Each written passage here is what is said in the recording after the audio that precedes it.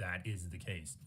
Now, obviously, like, we know that there are Jewish people that don't agree with Israel, and it is like a flattening of the whole issue when you are like, it's pretty reactionary thinking when you're saying, oh, I'm just going to kill all Jewish people and that's gonna liberate me. But like, again, I can't really blame them when it's a resistance group born out of occupation. The differences we've had, able to enjoy both of us.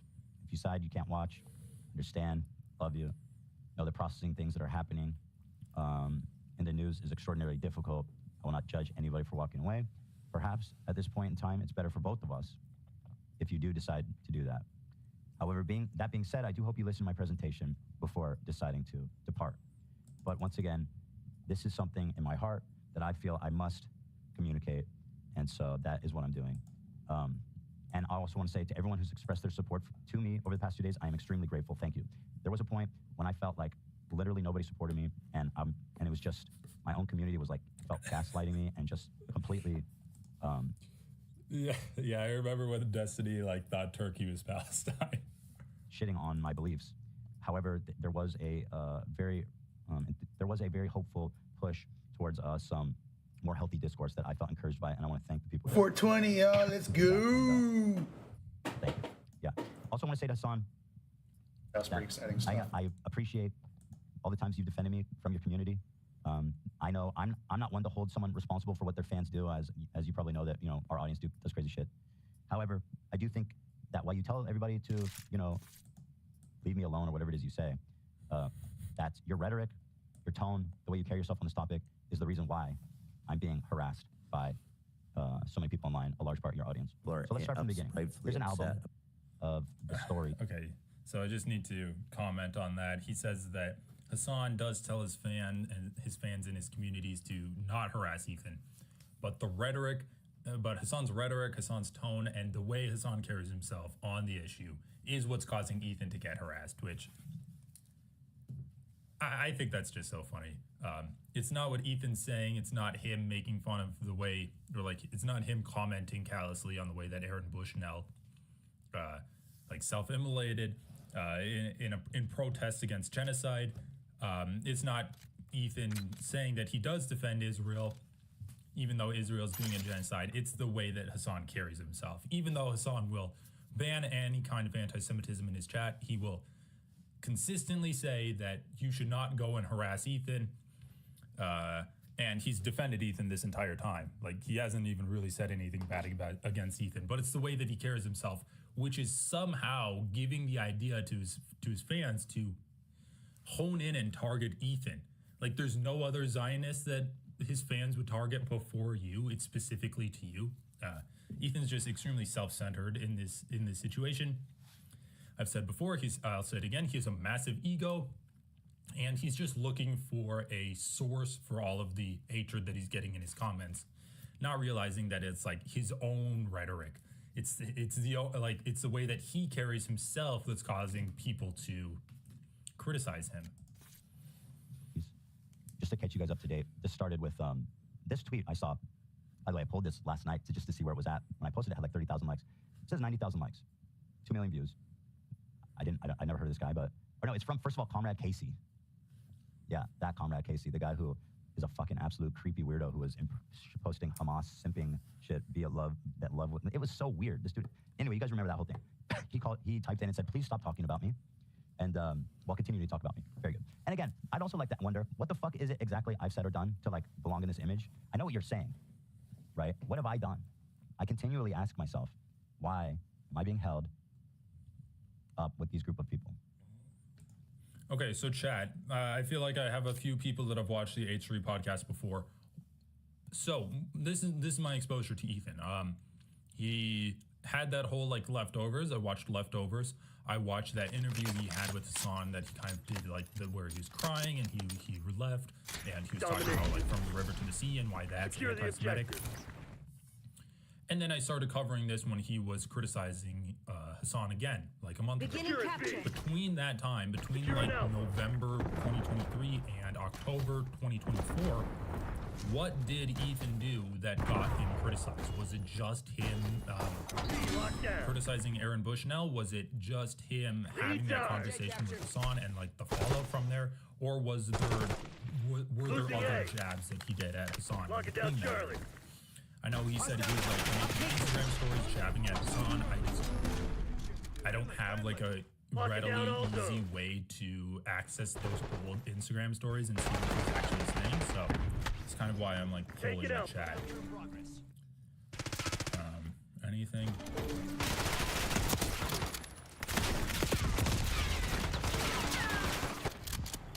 Enemy using shock You guys got anything for me? Is he just like watching Destiny too much? Oh, was it the Frogan thing? Is that kind of what started it off? I mean, his positions. Like, I thought Ethan got way worse on Israel and Palestine because of all of the propaganda over the past year, but he's been brainwashed on it for a long time, and honestly, his positions haven't changed since since that conversation in November, since that conversation on October 12th. So he just kind of like exacerbated all of the topical conversation about it by like the Frogan thing. And yeah, that was pretty crazy. I do remember that. Where he's like criticizing Frogan. And anyway, conversation said I'm assembling team. This guy Hassan Kajair said, I hope they commit suicide squad. Right, it's not one thing that Ethan said that's bad. I mean, he has said a few things that are like, you can point to and be like, see, you said that, that's bad. But it's the effective coverage that he's doing. He's not really done anything where he's tried to push back against Israel. The only pushback that he's given has been against pro-Palestinian voices and like anti-Israeli resistance groups. Incoming truck clear. Sniper is Which down. I found, I'm like, wow, so 90,000 likes telling me to kill myself for a belief. And again, this is part of the problem. Like, what have I done? Like, why am I in these memes getting 2 million views of me telling me to kill myself? Because apparently I'm like anti-Islam or I hate Gaza or whatever. I mean, Admin Goal was just blasted for saying horrible shit about, I don't remember the verbatim, but he said something like Muslim. Fucked up. It's insane. When have I ever said that? I mean, get a UAV in the air. So, hey, but since when is telling people to kill themselves like normal? And again, part of the irony of this whole thing is that on the left, they're basically willing to undermine everything they believe in. I guess at the head of going after Zionists, because they see Zionists as subhuman, they see them as Nazis. They're giving permission and consent and green light to essentially target whoever they perceive as Zionists with whatever abuse they deem necessary because they're Nazis in the bag. Children. West Point requesting UAV. That is my problem. Anyway, I responded to So the Frogan thing is pretty much what caused like the big split between Ethan and Hassan. Obviously, Frogan's chat was backing up. Hassan's chat was backing up Frogan, and that is kind of what causes her ire against Ethan because Ethan like was doing the anti-Frogan stuff. So that's interesting. No, that makes a lot of sense. Charlie. Secure an Alpha. And then yeah, criticizing Hassan for that. So I can definitely see where Ethan would imagine that Hassan is the source of all of this harassment that he's been getting. This tweet on myself 20,000 likes. It's a great shit. I myself 36,000 likes at the time. What exactly did I say? Everybody able to tell me. Take it, B. Next one. It made me think of this tweet from our wonderful zone secure. Shock charge thrown. Kill myself. They're taking C. And that's true. They do. I'm on the objective. On interview them. All Zionists. And it features somebody in arms tied behind their back, and they've been impaled by a spike through their asshole and up and through their mouth. Now, I would like to know the Task Force on Hilo in my AO. from people like Hassan. Losing A. There's a few things I want to say, but I want you to. I know you. I say what? You unfollowed her, and then she talked about it. Is that what you're talking about? Made the corpse. Okay, so then that's that. I unfollowed her, and she said I hate her and stuff in some Discord. And instead of and this is the mod on his channel. Instead of having a word with her about what's going on, he actually chastised me for what? Ethan is They're taking C. very frustrated and very emotional at the moment, but doesn't recognize that, like, perhaps a Lebanese woman who is residing in the United States of America could also be very emotional in this exact same moment. You know what I mean? Like, that's what's so... And the reality of the matter is, anti-Semitism is an unacceptable form of bigotry, whereas Islamophobia is a very acceptable form of bigotry. So being a bigger person in this situation, regardless of your feelings... So anyway, and God forbid you actually read the chat. So what I'm hearing, frankly, is that anti-Semitism is not really an issue. And so your complaints are less equal than Krogan's complaints, because Islamophobia is more serious than anti-Semitism. Despite the fact that, as I pointed out, in reality, or not the opposite because Islamophobia, but like this claim that anti-Semitism doesn't exist because everybody knows it wrong. As I perceiving it, it's absolutely false. I've never seen it. So, I mean, I've covered this before. Ethan is... He's missing the fact that even though anti-Semitism is still unacceptable in America. There's institutional support for Jewish people. There's institutional support for Israel, and obviously Israel is not like the save-all cure for anti-Semitism. It actually creates more anti-Semitism. But when you compare it to Islamophobia, which, like, let's just be honest, like, movies for the past decade have been Islamophobic. They've been painting Muslims as the bad guys and, like, the sand as the enemies of American freedom. Like, you have examples of Islamophobia in the government, and Israel and Jewish people are considered white. We do live in a white supremacist country right now. Sorry to say, everyone. White people are treated differently than non-white people. And again, like, we have seen an increase in anti-Semitism, which is extremely unfortunate. But like, let's just be honest. Where is this anti-Semitism coming from? It's coming from people that want to tear down institutions. It's coming from conservatives, the people that say the elites are controlling everything. It's coming from guys like Elon Musk and Donald Trump, who have used like anti-institutional rhetoric. We have the edge, but don't get cocky. So like the institutions do serve to protect Jewish people, and that's unacceptable in terms of the point of view from like, institutional power in the United States. Islamophobia, extremely institutional. Just like the perfect example. Ethan gets away with saying that teenager Rashid al-Haddad is a terrorist, and he calls him a terrorist. He calls him like a terrorist gunman.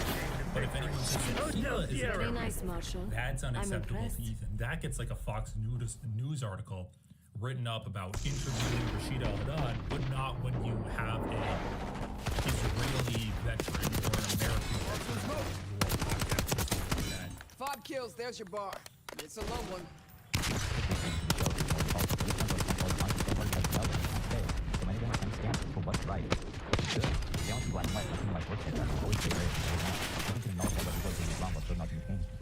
Some community can't seem to see that there are two sides, and that the other side are still people, even if they are wrong in their opinion. Well, I don't think, like, I'm not supporting the Israeli government. I can't follow any ideology that blindly. I don't know what the reward is. I'm not a professional in any area that would have any weight in these matters, as I am sure much of Hassan's community is the same. Yes, I have opinions, but I'm always open to hearing others and learning more. I choose to be part of a community who think their way is the only way, and then choose to degrade anyone who doesn't think the same. It's a shame because I've learned so much from watching Hassan, but I can't take the hate anymore. So, I mean, I heard that Hassan Mods implemented a No More Ethan post. I mean, for the past year, since October 7th, his subreddit has been essentially a second snark subreddit, just dedicated to obsessively hating me for everything I do. I don't know if you guys have been there. But so they've enacted a No Ethan a rule, unless it's like directly related to Hassan or something like that, which, is probably a good step towards trying to prevent the nonstop onslaught of harassment that I get from his Israeli wife from the fate of being born in this death-stained, horrible Holy Land. Oh, yeah, this is interesting. And it's pushing, so he reads an Israeli Jew's post in his subreddit, and I just wanted to bring this back up because I think it has some interesting things. Floating Galaxy Cat says, just to provide some perspective for you, this post he shows was not really popular back in the day where he did not purge his community of any dissenting voice. Yeah, I think so. Right, exactly. That's exactly what I'm thinking of. The woman that was testifying against Islamophobia in Congress is called a Hamas lover by a Republican congressman. So Islamophobia is very influential in as if that is the way to achieve any solution, and the generalized statement are good only so far. This is the most extreme case of the left leaning stuff I've ever seen in my life. Literally, if it's own actions, that's like Alright, I'm just gonna rewind. dedicated their lives to cause and ending the conflict. As if there any, Literally not in what American Jews don't even have any association with Israel. as a Jew, is there even room for conversation with you people? I mean, I guess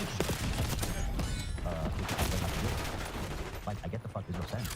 Probably get better than any outsider commenting on conflict, and I do not feel like a victim.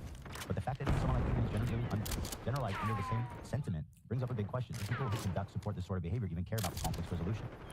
And those of you who read all this, who aren't radical but do not understand why anti-Zionist ideology is the one that's being employed in the future, don't you see that it's generalizing and generalizing the ability to support our cause with the sentiment of fuck Hamas, fuck Gaza? Alright, so let's just read this. Like, I get that fuck Israel sentiment. I probably get it better than any outsider commenting on conflict. The fact that even someone like Ethan is generalized under the same sentiment brings up a big question. Do people who conduct / support this sort of behavior even care about this resolution? Wait, I don't even understand what this is saying. I get that fuck Israel sentiment. I do not feel like a victim. But the fact that even someone like Ethan is generalized under that same sentiment brings up a big... So they're saying that people that say fuck Israel, fuck Ethan. Well, Ethan will admit that he defends Israel. Like, he defends... Like, there's no... I mean, he doesn't defend the genocide. He doesn't defend the settlements, but he defends the system that creates these. And this is something that I've been thinking about a lot in terms of fascism. We, like... As American imperialists, essentially, and you can definitely lump Israel under there too, but we live in a system that is inevitably doomed to fail. The system is not sustainable. If you are living in a country, and like it's even more obvious when we're talking about Israel, but capitalism in general, where you're trying to extract wealth from people, that is an unstable system.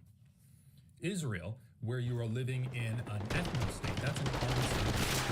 If you're living in an ethno-state, and the ideals of your ethno-state is that we always need to expand and expand and expand and push people down and oppress them more and more, that is an unstable system. Like, something's got to break, because you cannot live in a country where you're continuously expanding and continuously oppressing your neighbors without, like, a change happening in that system.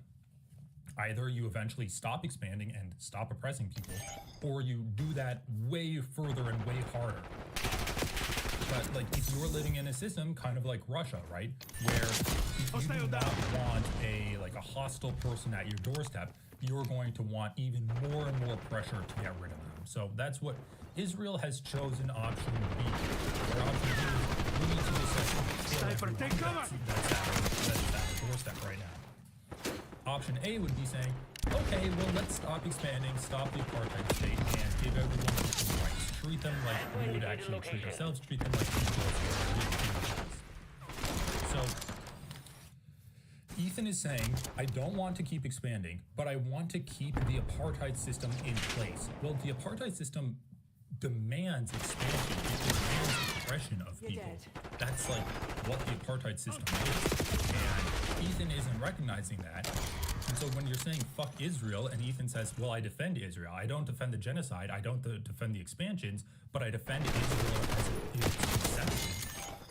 Well, if you just extrapolate that, you do defend the genocide. You do defend the expansion. You just don't like the way it makes Israel look.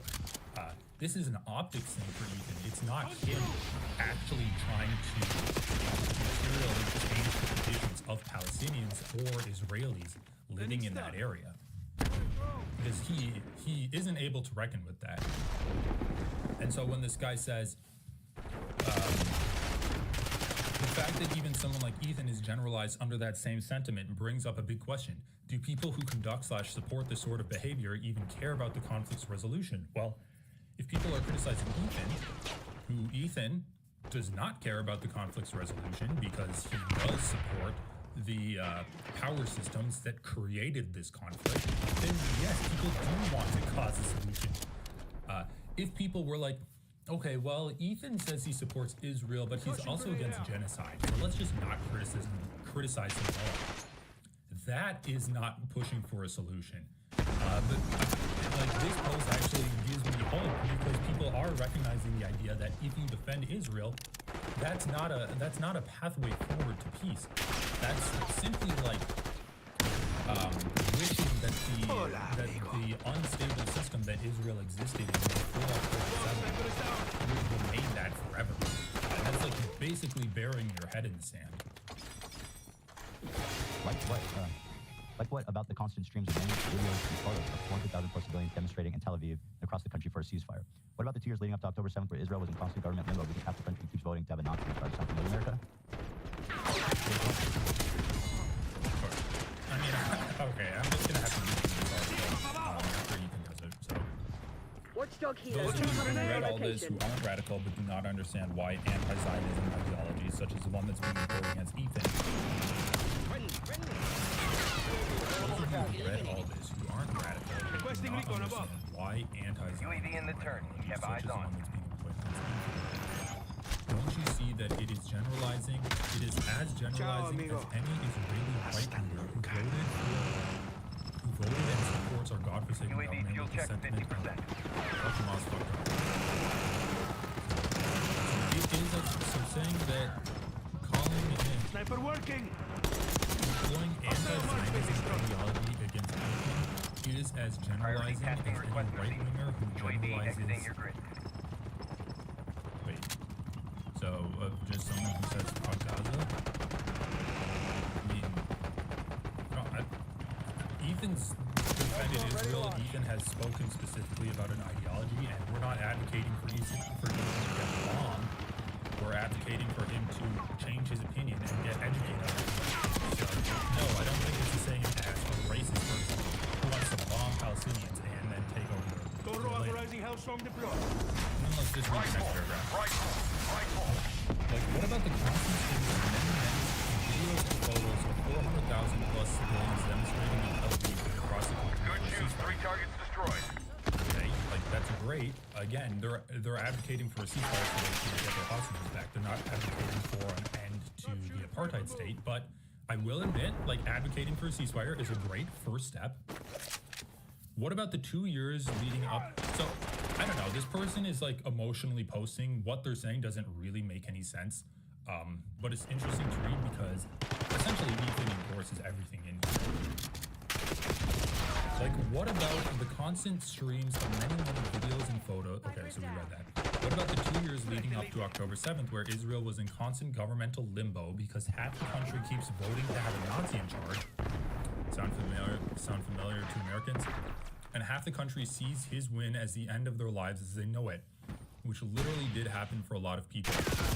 At times it felt as if we were on the verge of a civil war. Does all that count to you people demonizing Zionists, or do you just watch the videos and enforce your hatred? I mean, just once again, to respond to this person, you can criticize Zionists and you can demonize them because they're doing a genocide right now. Let's stop the genocide, let's stop the invasion of Lebanon, and then we can have a conversation of treating them with like, respect and taking them their political tastes. Right now, their political tastes are irrelevant because they're undergoing genocide, or they're perpetrating genocide. They're perpetrating colonization in the West Bank and in southern Lebanon and in Gaza. That's what's happening right now. So right now, we just need the violence to stop, and pretty much any kind of criticism against Israelis is valid right now, and against Americans, to be fair. All of that criticism is valid because there's an actual genocide happening. Once the genocide stops, we can get a little bit more nuance in the criticism that we're doing. I wrote this in a okay, so let's just read this. And half the country sees his win as the end of their lives, and they know it, which literally did happen for a lot of people. Sometimes it felt and still does. If we are on the verge of a civil war, does all that count to you people being Zionists, or do you just want to watch the videos that enforce your hatred? Hey, thanks for the super chat. Great content. Feels like this channel is going to blow up soon. Thanks so much, my man. Really appreciate your support. Thanks for watching. And I'm doing a big stream of this today, and I'm probably going to do like a part 2 later this week. But I know I've been covering a lot of Ethan stuff. I do. I think it's important. I think that you can educate people through like the shoehorn of drama. Like you can shoehorn in a lot of analysis of like politics and power and imperialism in this drama, which is why I've been covering it so much, because if it was just like dumb drama of Ethan fighting with Hassan because Hassan said Ethan looked fat or something, it wouldn't be interesting. But there's a lot to talk about here. I wrote this in a comment, was responded with similar what about? Of what about everything that's happening in Gaza or has been happening in Palestine since the foundation of Israel and the heinous happenings of the Nakba? I say we should talk about all that. You know where we talk about it? In the fucking demonstrations in Israel, where we demonstrate against our government, screaming our lungs out, getting beaten by police, lighting fires, block roads. It's been every day of the last year plus. These demonstrations have been going non-stop for more than 3 years, and honestly fighting with more and more of our loved ones in order to say, this needs to stop now. Sorry, my throat is just... So I just want to like make a comment, and I'm going to do a little bit of armchair psychology here, but so this person that's like, why are you saying I'm a Zionist? I fight against Netanyahu because Netanyahu's he's a Nazi. Or yeah, he says Netanyahu's a Nazi. And he also says that like half the country feels like our lives are going to fall apart. The other half is voting for Nazi for expansion. This person does not want Israel to stop being a war state, right? This person does not want Palestinians to have equal rights. This person is like a liberal in Israel. They're an Israeli liberal. They're not actually advocating for anything materially to change. They just want things to go back to the way it was. They want to stop being criticized for living in Israel. They want Palestinians to, be on their side of the border. They want the people in the West Bank to be on their side of the border, and they want Netanyahu to stop doing Nazi things, because let's just be honest, Nazis fucking suck at ruling. The economy's trash in Israel right now. Like their reputation's going down the tank. This person doesn't want to get or they don't want to get PTSD from killing people. We're losing Charlie. But they're not advocating for Israel to change materially. And so when you do have these conditions that are like Nazis are able to take advantage of, this person's not really willing to criticize the conditions that led to that. They're just willing to criticize the Nazi power. They're taking and so when they're complaining about getting called a Zionist and, oh, why are you calling Ethan Klein a Zionist? Why are you calling me a Zionist? Isn't that bad? Isn't that not going? Isn't that like getting in the way of actually finding solutions? Shouldn't we be trying to work together? Like they are Zionists, and they know that, and that's why they don't want to criticize that.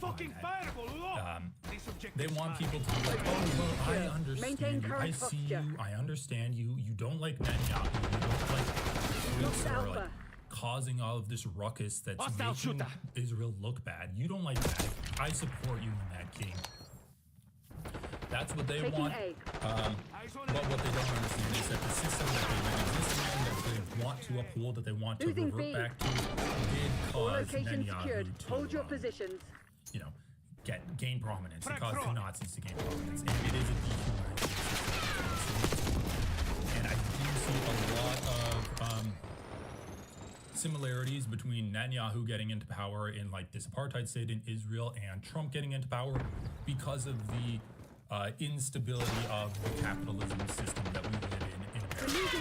People were so pissed off at like the lack of food material conditions. They just wanted to change. The liberals were like, I just want the system to remain the way it is. And people were like, yeah, that's not going to happen. We're going to vote for the fascist guy. And unfortunately, we didn't have like a communist, a socialist, just like even more of a like forward-thinking Democrat running, and Trump won there. So I can talk about that for hours, but let's try to just get through this like quick here. I think it made it worse. As a bystander with his feet on the ground, wiki feet on the ground, I can say, from my viewpoint, nothing radicalized the Israeli public more than the inability of the American and global left to include any fucking Israelis in the left conversation. This is a point that I'm so glad is being brought up. Like, can Jews see this stuff? It's really radicalizing. Okay, so this is what Ethan says is radicalizing, and I'll just move my thing over here so you guys can read it, but I'll read it off too. So Ethan says this is radicalizing, which I think is really interesting. Securing So he says, Alpha. as a bystander with his feet on the ground, I can say that from my opinion, nothing radicalized the Israeli public more than the inability of the American and global left to include any fucking Israeli in the left conversation. Okay, like this is why I wanted to go back to this tweet, because this is exactly what's happening with Ethan. This person and Ethan are both saying that it's radicalizing because they're being excluded from the left's conversation. And we kind of covered this last week. What was it about? Taking Alpha. People saying that is like people are saying that they can't be against genocide because they're getting harassed too much for it. Like, why aren't you giving me the space to be against genocide? I want to be against genocide. You're not letting me. You're criticizing me for the purity testing of it. You're not letting me be against genocide. It's like, okay, if you're against genocide, you're against genocide. You do not need acceptance in some kind of political movement to be against genocide. You can just stand up and say that, yeah, I'm fucking done with this shit. And Securing Zone A. you do not get radicalized by not being a part of the left. Losing This is B. how you leave the left, right? This is what Ethan was talking about. Why I think he might be going down like a rightward shift, because he's getting more support from conservatives and getting criticism from the left. This is the same with like Shank. This is the same with Anna Kasparian, where they're kind of shifting away from it. You're not giving me space to give my I'm with you guys, but why are you criticizing me? You're not giving me space to say the things that you're saying. It's so comical, and they're saying that they're getting Taking radicalized B. by it. Well, maybe Zone Alpha. instead Captured. of you being radicalized by it, you have Zionist views. That you think that Jews should have an ethno-state. That's what Zionism is. And when people call you out on that, you feel personally attacked, and you're saying, A. well, fine, I'm not even gonna, you're radicalizing me. I'm Taking now gonna be Bravo, pro-genocide. There's so many Israelis that have been taking C. radicalized by so many people trying to be a part of the left in Israel, and the left is just like, we don't want you. We don't want you. Get out, get out. And they're like, all right, fine, then I guess I'm gonna be pro-genocide now. I'm gonna vote for the Nazi. Taking A. And it's pushing everyone away from each other. Hostile It's really UAV fucking established terrible. Oh, overhead. and thanks, We're Toast. losing Charlie. This drama is a really Securing great Alpha. distillation of Spotted enemy spring falling mine. outs and psychopathy we've all seen in our real lives over the last week. Thanks for the coverage. Yeah, and I've been pretty lucky with my immediate family and All my friend objectives group. locked down. How, Hold the enemy back.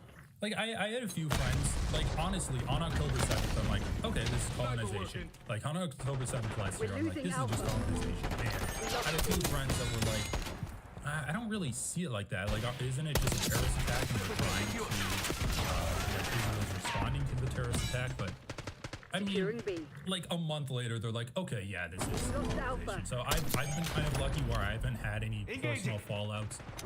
Secured. You know what? I did do jujitsu, but I got pretty fucked up in it, so I've taken a break from it. But it's fun. Anyway, yeah. So hope you've enjoyed this, and I hope that this content is cathartic to you. It's definitely cathartic to me, and it's really given me a spot to Losing B. conceptualize all of my thoughts that I've had on this, because again, I think this drama, Hold the line, while Crimson. it This is is ours too. drama and it's silly at the end Bravo of the day, lost. it is a good vehicle to kind of offload a lot of deep political analysis. Securing Zone As a A. bad generalizations aren't good, only so far. You ask me, this is the most extreme case of the left beating itself I've ever seen in my life. Literally, we don't have to radicalize and alienating people of Israel. So that We've we locked now down not A. only hear any like traitor in here, what should be going on for years, but also every Senate that has ever existed knows that they would be naive Taking for ever B. believing the world doesn't hate us. And if they do it, it must be because Secure. Maintain current posture. Area captured. Route to the OD. Helo's on the way. Maybe it's all anti-Semitism. Maybe the They things never that's stood a the chance. right. And in every generation, they do come for us. Don't actually think so. But I do see that even an American Jew who's arguably recused his Israeli wife from the faith that he was born. Shoot them. Wait, is it recused? It's rescued. All right, I'm just gonna read this. He didn't. So they're just saying that people are calling me a traitor, so I don't want to be in there. I see what happens to Ethan. I'm baffled. Maybe they're right. Maybe it's all anti-Semitism. Maybe the crazy Passover songs from my childhood were right, and in every generation they do come to destroy us. Bro, this person's unhinged. Anyway, the point that I wanted to do with reading that is just say, like, Ethan has used this as an example of how, yeah, people are radicalized by the left. What? Crazy. That was crazy. That like kind of pissed me off. And then you have like AB talking with him about his take on Hassan. But what I think about this is what I think is a good way to like wrap this up. And I don't think we're gonna get through the whole thing of this today because it's 2 hours long. But I want to cover this conversation because I think it's really interesting. This was before Ethan got like a lot of backlash. Like he was getting some backlash, and so he wanted to talk with Hassan about it. But when Ethan says there are 0 clips of me defending genocide, I've been pro-Palestinian. Like I've been a stalwart pro-Palestinian defender. I'm against Israel. This conversation is really interesting because in this conversation with Hassan, he was talking with Hassan about 1-state versus 2-state solution. And okay, I'm just gonna get into it. You donated to the Palestinian Relief Fund as well, and you know, we got a notice from ANERA. They're talking to all the other regions around the world. We got a notice from ANERA that like, some of those funds have already made its way into you know, medical supplies and food in Gaza. So that's great. That is awesome. I've been listening to for an hour. You know, I got a lot of Israelis who are donating because they're like, it's just gonna go to Hamas, but you know. I looked into the charity he picked, and it is really highly rated. So I'm like, I don't really think this is going to Hamas. Okay, so just right off the bat, an immediate concern that like Palestinians are supporting Hamas and Palestinians essentially are the terrorist extremist group that Hamas does. You can see how. I mean, Ethan had in an Instagram story the quote that Yoav Gallant said, where he said, "We're going to treat them like human animals. We're going to cut off food, water, electricity to Palestine." Or he said, "We're going to cut it off for them. We're going to treat them like human animals." And Ethan said, "Well, he's pretty clearly talking about Hamas here, right?" I think he deleted that and he backtracked it and said, "Well, that was an edgy statement done in the emotions after October 7th." And then Ethan kind of defended that statement. And now Ethan's saying, well, I donated to a charity, but a lot of people were concerned it was going to go to Hamas. But the charity is rated. Yeah, I'm sure it does. Hamas is like a governing body. It's not a very popular governing body, but it is nonetheless. If you are sending aid to a nation, obviously the governing body is going to get some kind of support from that too. Like, does I don't know, like the Minister of Transportation that works for his kids get the aid? That would help him, right? So the concern that it would go to is pretty crazy. And then also, like, Ethan is using that. You can say that he supports Palestine.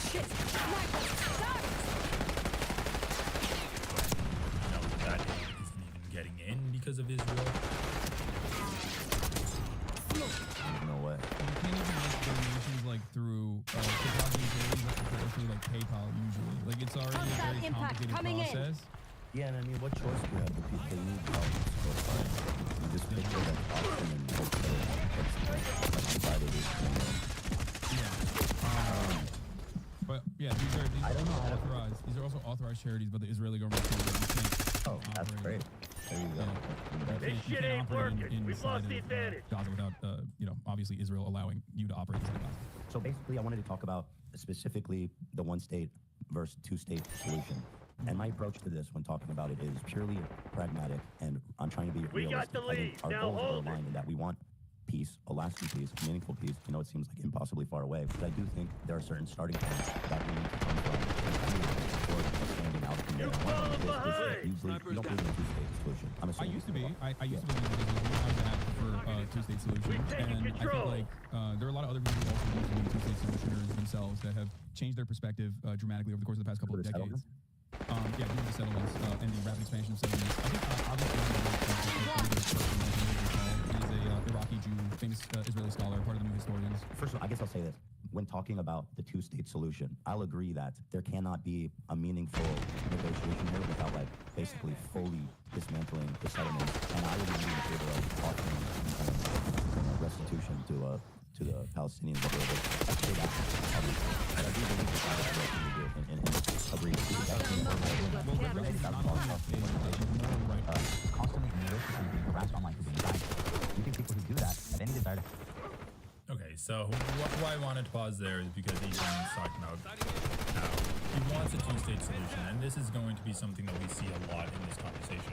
Ethan says he wants a two-state solution because it's going to be easier than one-state solution. Why is it going to be easier? Because in a two-state solution, Israel gets to keep its ethnic supermajority. They get to remain an ethno-state. That's like what Ethan's talking about here. And then he says that, well, to get that two-state solution. So Ethan's a liberal, right? He doesn't want people to get genocided. Big props for Ethan there, like bare minimum, right?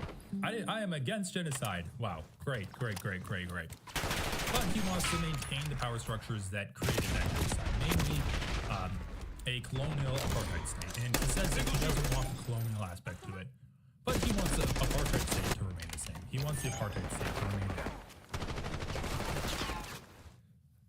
He says that we have to get rid of the settlements in the West Bank and any settlements that are in Gaza. If there were settlements in Gaza, they took them out. We have to get rid of the settlements in the West Bank because that's a sticking point in the creation of the two-state solution. Okay, well, getting rid of that is going to displace a lot of people. It will cause violence. And then Ethan's like, and I'm even in favor of basically reparations to Palestinians. That's a big ask. Getting rid of the settlers, giving those reparations, that's a big ask. But we need to do all of that, which essentially will be like a violent excavation of people living in the West Bank, because those people aren't going to want to leave, so that we can have a two-state solution, so that we can keep that ethnic supermajority, right? But let's just get into it. I just thought it was hilarious when he's like, I'm even in favor of reparations. And that's a big ask. It's like, really, even paying people for like losing their homes and livelihood is a big ask. Finish line's in sight. Don't let up. Logical to do, specifically so that there's less tension and they can more violence. And last but not least, reparations in this process also matters international law. I guess the only thing that is up for contention is that the Israeli position on the matter is, we'll just hold off on negotiations as best as possible while we do settlements. But also simultaneously is the notion that like actually other Arab states should be giving reparations to the Palestinians as well. Like we shouldn't be bearing the burden of the reparations because like, their position is that let me call Langley. Give him the good news. That there was no ethnic displacement. Is the party the already over? left. This is the Israeli government's broad position. Obviously, there's varying degrees. Yeah, obviously we need a completely different cabinet as well because and I believe that Netanyahu and his cabinet are one-sided with Hamas. They're both starting to roll out cabinet. My question is, so Ethan says that Netanyahu and his cabinet is one side of the same coin with Hamas. Okay, so where is all the smoke for people who support Netanyahu's cabinet when you're criticizing people for supporting Hamas, right? He's trying to get Hassan banned from Twitch because Hassan has sympathized with terrorist groups, right? He's a terrorist sympathizer, but Ethan's done a video defending the statement that Yoav Gallant is a good guy. perspective, what do you think? Hey, Mingo Lloyd, I mean, I know my chat's doing a good job ripping you a new asshole, but any spot in the world is a bad spot for an ethno-state. So just keep that in mind when you're doing some veiled Islamophobia. Would happen in the region that would result in Israel conceding to a one-state solution? Oh, that's a great question. I think one of the greatest things that could happen in a one-state solution is that you completely limit, obviously we're talking about like a hypothetical future that is like very far away, but you completely limit Iran's power and exertion of influence over militant factions that are being currently used as a destabilizing force against Israel. The other states are not all that important, the only reason why I talk about Iran is because Iran is the only regional actor that is like genuinely anti-Israel. They see Israel as an expression of Western influence in the region, and of course they will use, like they have Hezbollah, another... Oh my goodness.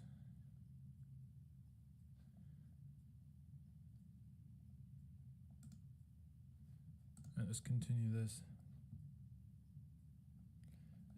Iranian movement that became a political party as well. Yeah, maybe time out, Lebanon as well in the civil war. And these are all opportunities for Iran to push back by way of Syria, by way of Iraq, by way of Lebanon, by way of the Houthis in Yemen. They would not be able to utilize these militant factions if there was a permanent peace solution.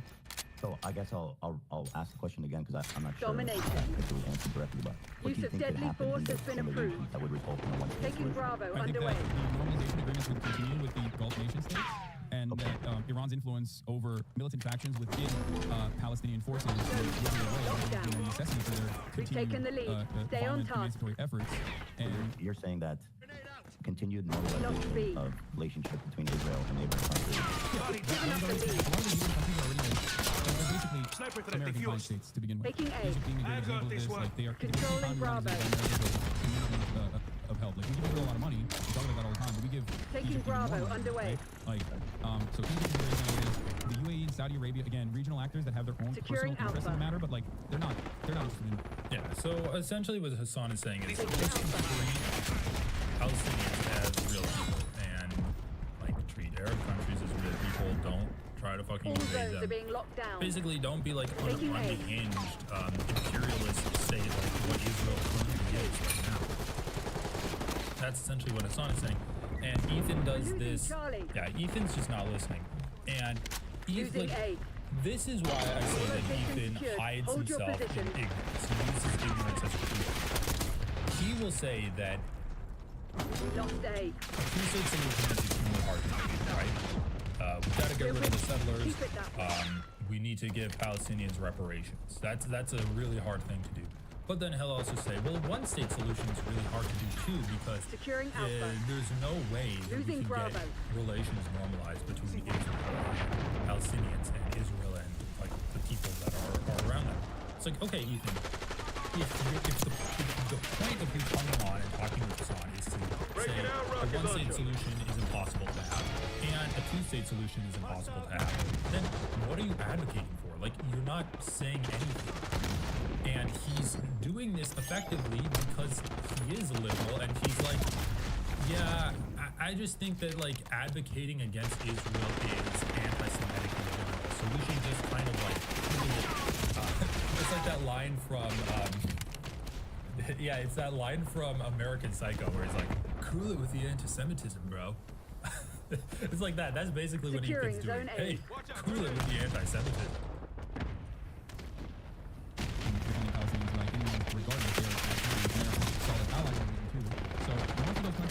Are pretty much designed in a way, like if we're talking about Jordan, directly designed with European influence. Again, another country that's like a Taking whole local Alpha. state, basically. These are all going to go along with whatever America's interests are, as long as America can reinforce its hegemonic power Securing in the Zone region A. and genuinely is interested in developing a new relationship with other regional powers. What's your concern? Let me ask that, because I think that... I mean, with like Syria, Lebanon, Iran, I believe that this idea that there would be full acceptance of their countries, of the existence They're of Israel taking C. is pretty... I don't know, cool with it. Taking That B. you're worried that Lebanon and Syria and other regional actors that are backed by Iran, Yemen being another one, the Houthis.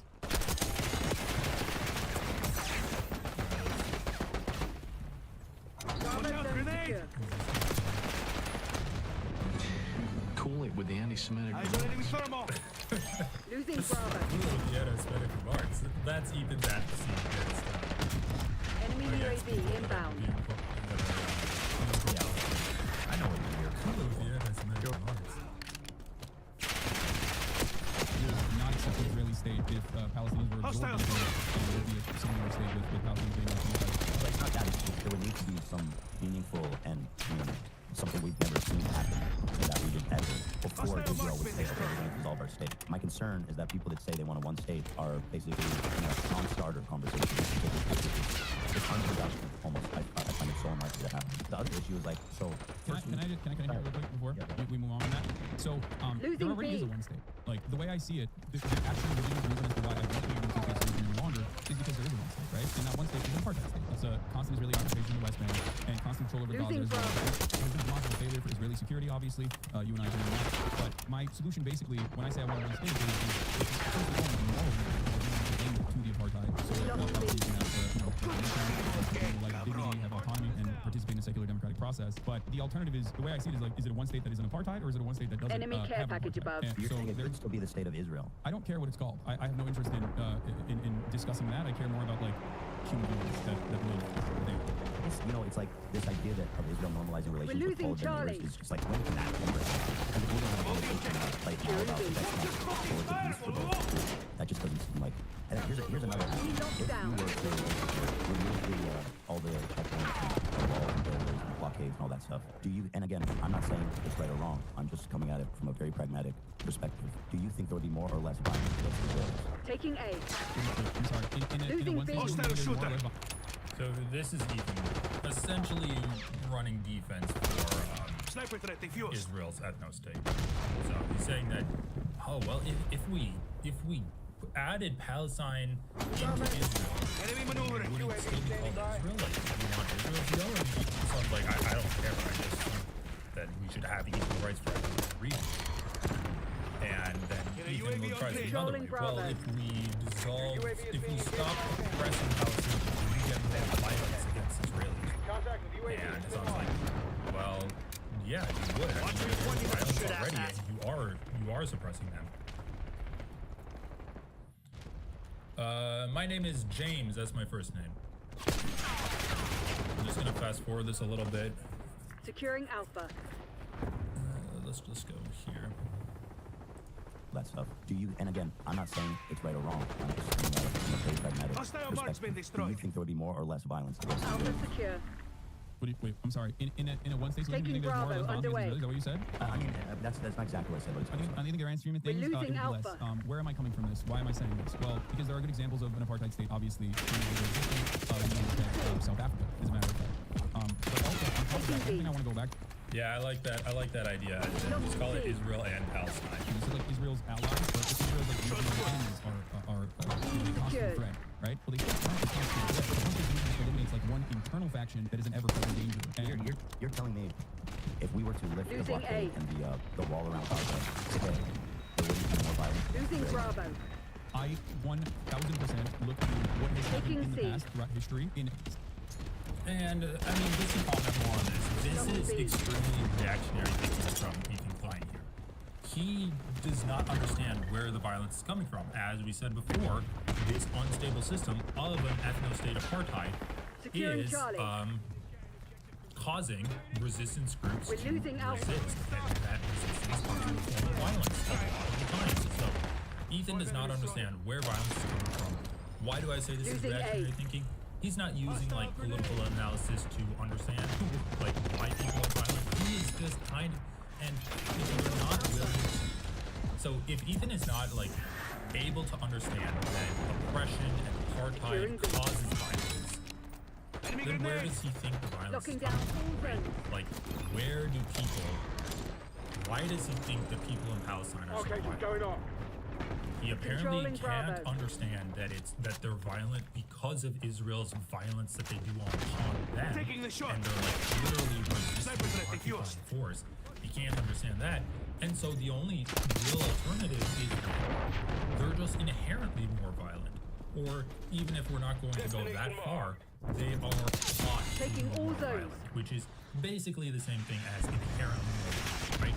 It's the same thing as saying like, what Rudy Giuliani said, Losing where B. people were like, where Rudy said they teach Palestinian kids at 2 years old to hate America and hate Jewish people.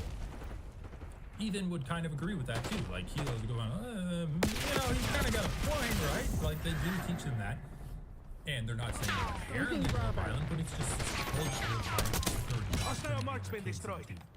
It's the same thing with anti-black people. Oh, kids grow up like surrounded by drugs. Their fathers aren't in the home. They're taught that they should be in gangs. They don't value school. They're not saying they're like genetically inferior to white people, but it's basically the same thing. They're inherently inferior because of their culture, right? That's what Ethan's doing here. And this is why I say that Ethan actually isn't against apartheid. He likes the apartheid here. Taking Alpha. He's saying if we got Taking rid of all Bravo of these underway. walls and these barriers and the oppression, We're then losing Charlie. Palestinians would do a lot of violence against Israelis. Move out, aim my sights. That's not how it works, buddy. People are violent because of the violence that Israel does on them. And we can just look at pretty much every example of oppressed people, and then when you got rid of the oppression, the violence dissipates. Like American slavery, apartheid South Africa, you can look at like the oppression of the Irish people in Ireland. Like there's so many examples, and the fact that Ethan's not able to understand that, it is very reactionary here. And again, this is just more evidence that he believes that Israel should remain an apartheid state. And he will say, but the thing is, like, again, Ethan never makes plausible claims. He always just says that Taking Alpha. I'm not saying this. I'm just expressing. We're losing Alpha. Feel that? They're about to break. Give them a nudge. They're taking He's kind of high, but like, effectively, Ethan is saying that, right? If the only things that Ethan says is what is real, I'm just telling you what's real. I'm not believing this. This is what Israelis believe. Okay, well, tell us what you believe. You never actually tell us what you believe. We're losing Alpha. Like, yeah, I don't like settlements. I don't like Netanyahu. I don't like genocide. Stand down, Clinton. We have what we came for. Like, okay, so you do like the apartheid state. You do like the fact that Palestinians are segregated from Israelis. He doesn't go any further than that, right?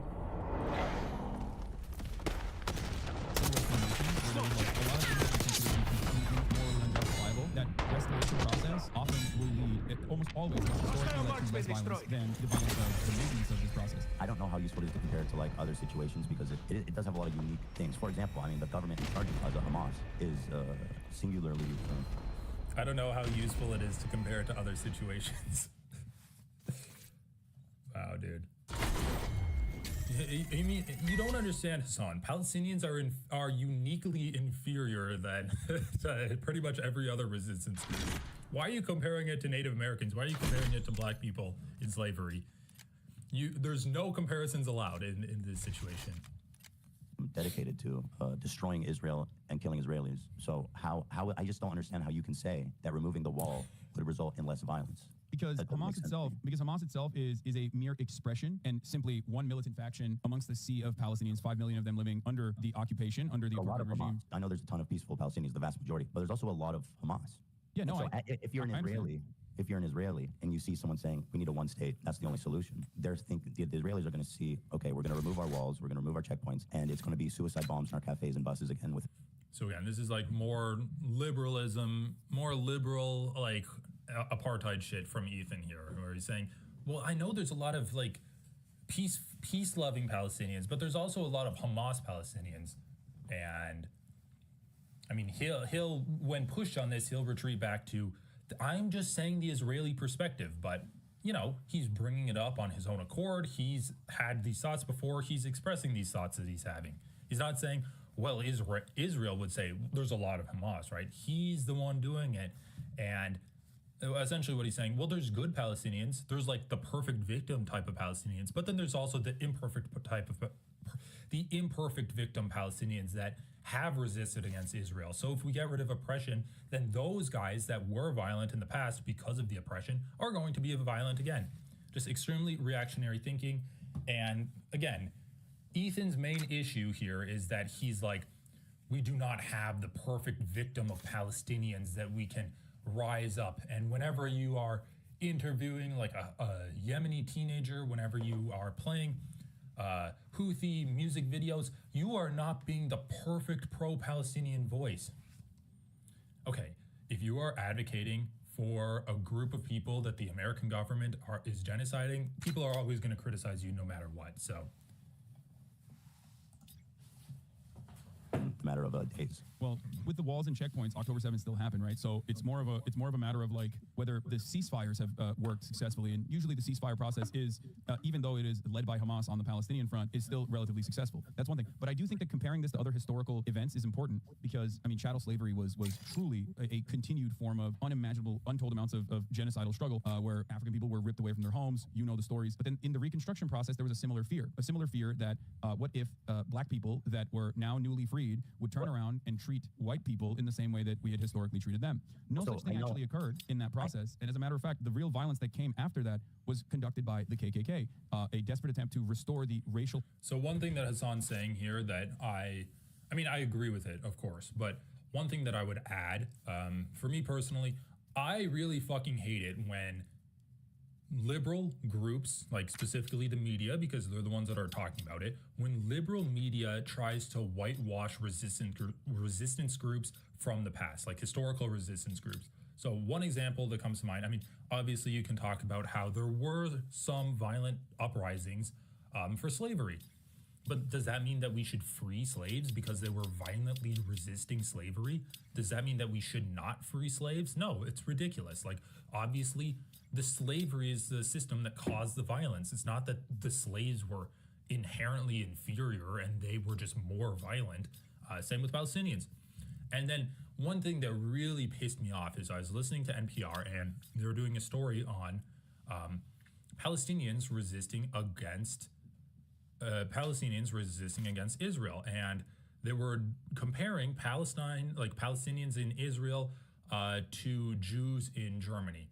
And then the NPR reporter says that it should be noted, though, that there was no credible threats of violence that German Jews did against the Nazis. So there was no reason for the Nazis to oppress them, which is insane. Are you seriously telling me? I mean, first of all, there were violent uprisings that Jewish people did to fight back against German oppressors. And not only is that justifying the treatment of Palestinians that Israel is doing right now, whitewashing the past events so that, like, to justify the victims of today's current events, like they're saying you're not a perfect victim, right? You didn't do what Gandhi did to free India against the British, where you just walked in a line and you resisted non-violently, where they beat you with a stick and you just fall down and take it. You didn't do that, so obviously we can't support you now because you were violent. But it also, like, it whitewashes the past, and then it informs us that, like, violent actions are never justified, and that's not true at all. Like, you should definitely, like, violence is definitely a tool when we're talking about self-defense, and some forms of violence, like, is completely valid in political self-defense. You should resist occupying forces. I'm sorry to say. Hopefully that doesn't get the stream taken down. And then the other thing is that it makes those groups, like, there is a huge push in Israel right now to separate the Israeli identity, like the current Israeli and Jewish identity, from those that died in the Holocaust. There's actually, like, an extreme amount of resentment of Holocaust survivors for looking weak against the Germans. Why didn't anyone in the Holocaust fight back? That's a huge reason why there's this huge, like, national push to make Israel look strong and tough. And we have attractive women and strong men, and we're going to go fight in a war and come back and sing songs. We're not like those people that just didn't resist at all and died in the Holocaust and looked so weak. We're not the weak Jews. We're the new strong Jews that will defend ourselves and kill anyone that even looks at us the wrong way. And it's an erasure of history. It's an erasure of the people that did struggle and did resist against Nazi Germany. So I really don't like it. It's, like, wrong on so many levels, and that's what Ethan's doing too. Well, in the past, oppressed groups didn't use violence. They were the perfect victims. Like, we have this romanticized vision of the civil rights movement, of the anti-apartheid movement in South Africa, of Native Americans. I mean, Native Americans are still fucked in America. What can I say? But we have this romanticized view of like historic victims, and they were the perfect victim. And at the end of the day, righteousness won out. People saw that they were just as human as the oppressors were, and they, through like civil organizations and activism, political change happened, and the arrow of justice, or the arrow of history, always bends towards justice. It's like, these people were not perfect victims. They were humans just like everyone else, and you trying to paint them as perfect victims to separate the victims that you want to oppress today is wrong on so many levels. Hierarchy, the racial pecking order in the South, was established by the militant factions. I know there were isolated incidents of slave revolts where they kind of took over the plantation and killed the master and stuff, but I mean, like Nat Turner. Has there ever been a organized group of black terrorists that were... Yeah, so now Ethan says that, I know there was isolated incidents of violence, but the violence that we see on Palestinians, like the Palestinians do, is systemic. They have a government of violence. It's like, again, he's just reaching for excuses here where he can victimize Palestinians. He can oppress them, right? They're not the perfect victims. Launching attacks on basically, I mean, civilian, whatever, but I mean, okay, please. Well, I just gave you one example, but then also, since in apartheid South Africa, the ANC in the 60s under Nelson Mandela decided to take up violent means because they had tried and exhausted all peaceful options of civil disobedience. Originally, they chose to oppose the apartheid by engaging in mass actions and trying to get mass arrests to cripple and dismantle the carceral system in South Africa. So that didn't work. Thousands were arrested. Then there was another riot where police opened up live fire and killed 69 black protesters against the apartheid from the ANC. And then after that, there was a shift into more militant resistance against the apartheid. And the violence from the ANC, just like the violence from the IRA in the Troubles, was not only, it wasn't directly against... Okay, so just a reminder, PSA, practice active listening. Look at the person that you're talking to so that they know you're listening, because look at what Ethan's doing. Hassan starts going on this talk about all of these different violent resistance groups that sprung up against occupation and oppression. Ethan just like, I actually wasn't talking about all of those groups. I was talking specifically black slavery in America. More militant resistance against the apartheid, and the violence from the ANC, just like the violence from the IRA in the Troubles, was not only, it wasn't directly against military positions. But the truth is, I'm not super, I've been learning a lot about this for about time, and I don't know as much about like South Africa apartheid, so let's just stay on, I guess, focused on the, I just, to be frank, I don't know what you're citing, so it's not helping much. Well, the reason why I'm citing that is because you said, like, is there a way, and I'm giving you historic examples that aren't that far off, whether it be the Reconstruction period, but that is too far off if you don't want to think about that. ANC's actions and activities that put Nelson Mandela on the terrorist watch list until 2008 were against civilian populations as well. They engaged in... Okay, so listen, I'll concede that it's possible as a result of what happened in apartheid in South Africa. But in Israel, as it is now, I don't think you could convince a single Israeli that removing the blockade and borders checkpoints wouldn't result in immediate violence against them. That's what I believe. So this is my biggest issue with Ethan here. Ethan will say, in Israel, it's not possible to convince a single Israeli that removing the oppression wouldn't lead to their deaths. Thus, we cannot remove the oppression. And it's like, okay. Sooner or later, I always get payback. What do you think is worse? What do you think is worse? Genociding people so that Israelis can feel comfortable, or making Israelis feel a little uncomfortable so that people cannot die and not like get polio? And this is my biggest issue with Ethan. He will criticize, like, this is why I wanted to watch his video. Damn it, we've lost the lead. Ethan will criticize Hassan, and he'll criticize pro-Palestinian voices for not respecting the unfounded feelings that Israelis have. So we've been watching 15 minutes of this video. Hassan's basically spent his 15 minutes saying that there are violent resistance groups against Israel, but if we got rid of the oppression, then the violence that the groups of resisting against Israel will dissipate. There won't be any more violence.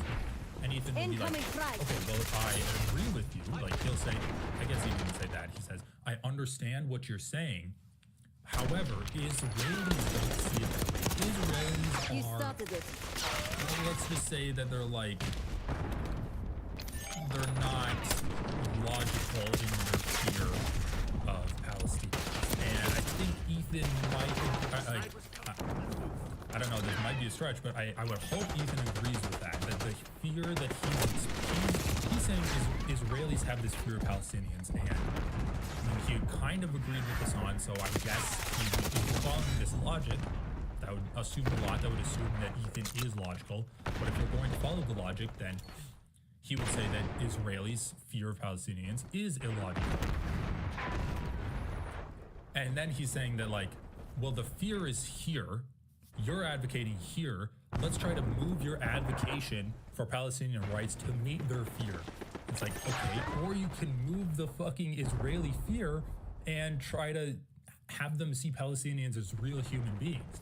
But instead, Ethan's whole attack is on the Palestinian advocation and trying to make it meet the feelings of Israeli people. And that's just not good political advocacy. Like when you are sacrificing advocation for human rights to try to pander to like the oppression class, that is essentially defending Israel. And then it is also, it's a little bit defending the genocide.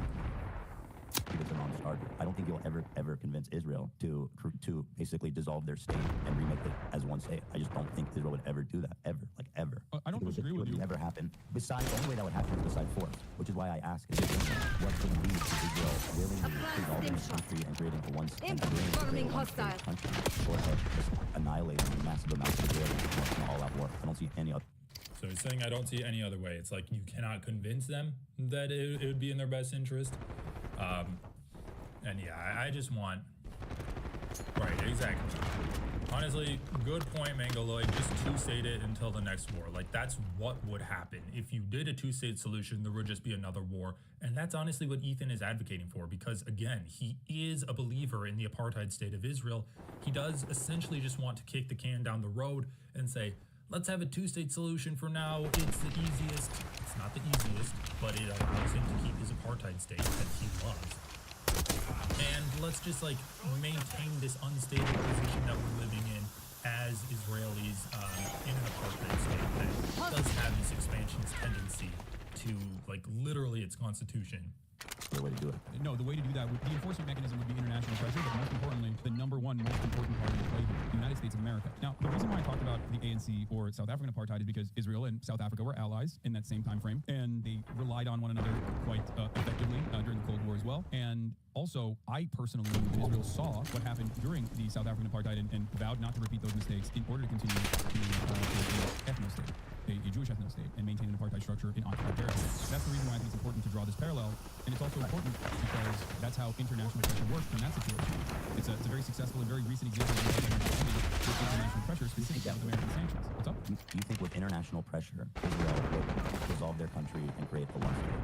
With international pressure, Israel would do anything that, not even international pressure, but just America. So yeah, notice what Ethan said. I mean, I'm a little bit nitpicky here, but he said with international pressure, Israel would dissolve their country and do a one state. So he obviously sees like, he sees Israel as like definitively an ethno-state. If you change the ethno-state status of Israel, you're changing Israel. It's no longer Israel. It's unrecognizable. And then he argues here with Hassan a little bit about the effects of pressuring Israel has, and it's kind of a tangent, so I'm going to skip over that part. The morality of the situation, I think you and I are both in agreement. But when we're talking about it in a practical application, so I'm planning to stream probably about until the next hour, so like another 30-40 minutes probably, if you're just wondering about the time of this. You have concerns, but concerns that revolve around Israel not wanting to do this and fighting against it tooth and nail, right? They will literally, it will never happen. I completely understand what you're saying. I agree that as it stands currently, that the Israeli government would refuse to do this, or the Israeli population would not be receptive. Everybody. Yeah, the Israeli population would not be receptive to it. Ultimately, it still doesn't change the reality that this would be an ethno-state, and there's pressure campaigns that could work from the international community that could sway the Israeli. I don't think. Dude, it doesn't matter whatever sanctions you can dream of. You're not gonna convince Israel to dissolve their borders. You have to like. So just one thing I think is interesting here. Ethan is basically saying that people like Israelis are way more fascist than they are. Like they care about their fascism more than they care about their material conditions, and I just don't think there's any evidence to that. I think Ethan's lying there, and he can say stuff like that where he'll say people people will want to be more racist than they care about their money. But like, he's not living in Israel, obviously. And I think that if he was in Israel now, he'd be like, holy shit, this fucking sucks. Like, I think there's a reason he hasn't moved back to Israel. Government moving in a direction that the people actually don't want the government to move in at the behest of the United States, or even sometimes moving in the direction that people don't want it to move in, but then still engaging in it. Like the rapid settlement expansion is something that is often contentious and has been very contentious throughout time. Government doesn't really factor into considerations like what the broader liberal Israeli society thinks about the matter. They just keep building the fucking settlements and populating these areas, right? And the opposite has happened as well. At a time when, according to the Israeli Democratic Institute polling, I believe 80% of the Israeli Jewish population believes that there's no need to consider Palestinian lives in the last siege in Gaza. The government has taken steps that some people would find to be inappropriate in opening up humanitarian corridors so that you can bring in supplies. Defense Minister Yoav Gallant was asked the question in the aftermath of the first day of the Rafah border opening so that they could bring in trucks and trucks of supplies into Gaza. They were asked, why are you doing this? To which Yoav Gallant responded with, what can I do? America told me I have to do this. In 2021, Joe Biden called up Netanyahu. What's up? Letting humanitarian aid through Rafah crossing, comparing that to dissolving your sovereign border. Come on. No, of course. It's not a one-to-one comparison at all. I'm simply stating that something... Bro, it's so crazy. Like, I really wish Hassan would say, what do you mean by dissolving your sovereign border? Because essentially Ethan is, again, he's saying that Israel would lose its sovereignty if they did the one-state solution. And I think this is just a fundamental lack of understanding of what a one-state solution would be. Like Ethan, he straight up does not know, and he's saying random stuff like they would dissolve their sovereign border. No, it would be one country and would still have a sovereign border. It would just be incorporating people into that country. It's not, this happens all the time where nations will change its borders. They'll annex new things. Ironically, Ethan criticizes Hassan for not like condemning Russia's annexation of Crimea, but that would essentially, that would be a huge improvement if Israel annexed Palestine and they annexed the West Bank and didn't kill everyone there. That would be a huge improvement than what they're doing right now. Something like a siege is entirely up to the United States and what the United States is letting Israel do and allowing it to do. What pressure did the United States exert over Israel that would be so powerful that they would say we have to dissolve our country? Claim the advantage. Now hold it. We're winning. Dissolving the Keep it that way. You see how Israel as a nation and it also would not happen overnight either. But if you're asking me the question, it's sanctions. It's the shutting off the money faucet. It's shutting off bombs. I mean, we were just looking at it. You said you were watching the earlier from we shipped 2 different Mogul Iron Dome trucks into Israel. We are consistently shipping and marketing rockets into Israel so that they can directly use this on the offensive, by the way. Like, this is not even a defensive weapon. It's an offensive posturing in the Gaza Strip. So, without America's involvement, Israel would not be able to prove that it's in the way as America could just as easily tomorrow, with one phone call, call the Netanyahu and say, enough, cut it out, you're done. Joe Biden has done this in 2021. Even Ronald Reagan has done this in the past. George W. Bush has done this. Or George H.W. Bush, sorry. My statement is that if America stops selling Israel bombs and arms, then they will I say dissolve the country because, again, that's how the people in Israel are going to view this. It won't be the same place. You know, for them, their security is paramount. What's going on? Okay, but yeah, and why would it not be the same place? Because you're letting Palestinians in, right? So again, there's more reactionary thinking from Ethan, saying that if you give Palestinians equal rights with Israelis and you stop oppressing them, you stop segregating them, then the country will be different. This is like Ethan's the same guy that says that Israel's full of Middle Eastern people. They're full of Arab people. There's Arab Jews. They have a huge Arab culture in Israel. So if you're saying that Israel is anti-Arab, you're racist. Wait, so if Israel is so Arab and it's such a melting pot of different cultures and such, then why is allowing Palestinians in? Why is allowing Palestinians into Israel and giving them equal rights as Israelis, like Jewish Israelis? Why is that fundamentally changing Israel? And what I fucking hate about what you conclude is you're saying, I'm not saying this is right, this is just what Israeli Jews are saying. Okay, well, are you saying you're wrong then? Why are you talking about, why are you giving any credence to this pretty racist statement that Israeli Jews are saying? So Ethan will be like, this is what Israeli Jews are saying, and he'll say something racist. And then I really wish Hassan would be, I really wish Hassan, who's talking to him right now, would say, wait, well, do you Stay on task. Do you think that? Like, what do you think? Because if you think that like what the Israeli Jews are saying is wrong, maybe we should try to like change their minds on this, because that is a pretty racist and like that is the kind of belief that leads to genocide happening. If you were saying that Palestinians having equal rights with you and like, assimilating into your country is fundamentally changing the country you live in, that's like pretty racist. And what do you think? Like, maybe you should use your leverage. Maybe you should use your platform where like you do have a connection to Israel. Maybe you should use that to try to change people's opinions and educate people. You don't think that Israel could get bombs from other places? Certainly, but Israel is our ally. And Sighted on target. Israel relies a tremendous amount on U.S. aid, right? It's knowledge, but also Israel engages in a lot of trade. For example, in 2013, Israel was offering weapon schematics, U.S. weapons to China. America stopped that, right? So, like, Israel does have global partnerships, but many of those global partnerships are still... I mean, the United States gave Israel like $17.9 billion in the past year. So, yeah, when we're talking about, oh, Israel could just go to Russia to get that kind of equipment, yeah, that's bullshit. Israel's going to do what America says Israel's going to do. So I don't know. This part where Ethan's like, well, America has no control over Israel, so like there's no way that we can change the minds of Israel to be a one-state solution. It's pretty much just whining. And it's also just deflecting from the topic at hand. Should a one-state solution happen? He's unwilling to deal with the idea of a one-state solution, so what is he doing? He says, well, that's impossible to happen. America doesn't have enough leverage over Israel to force them to do a one-state solution. Israel Net call. Enemy watchdog helo inbound.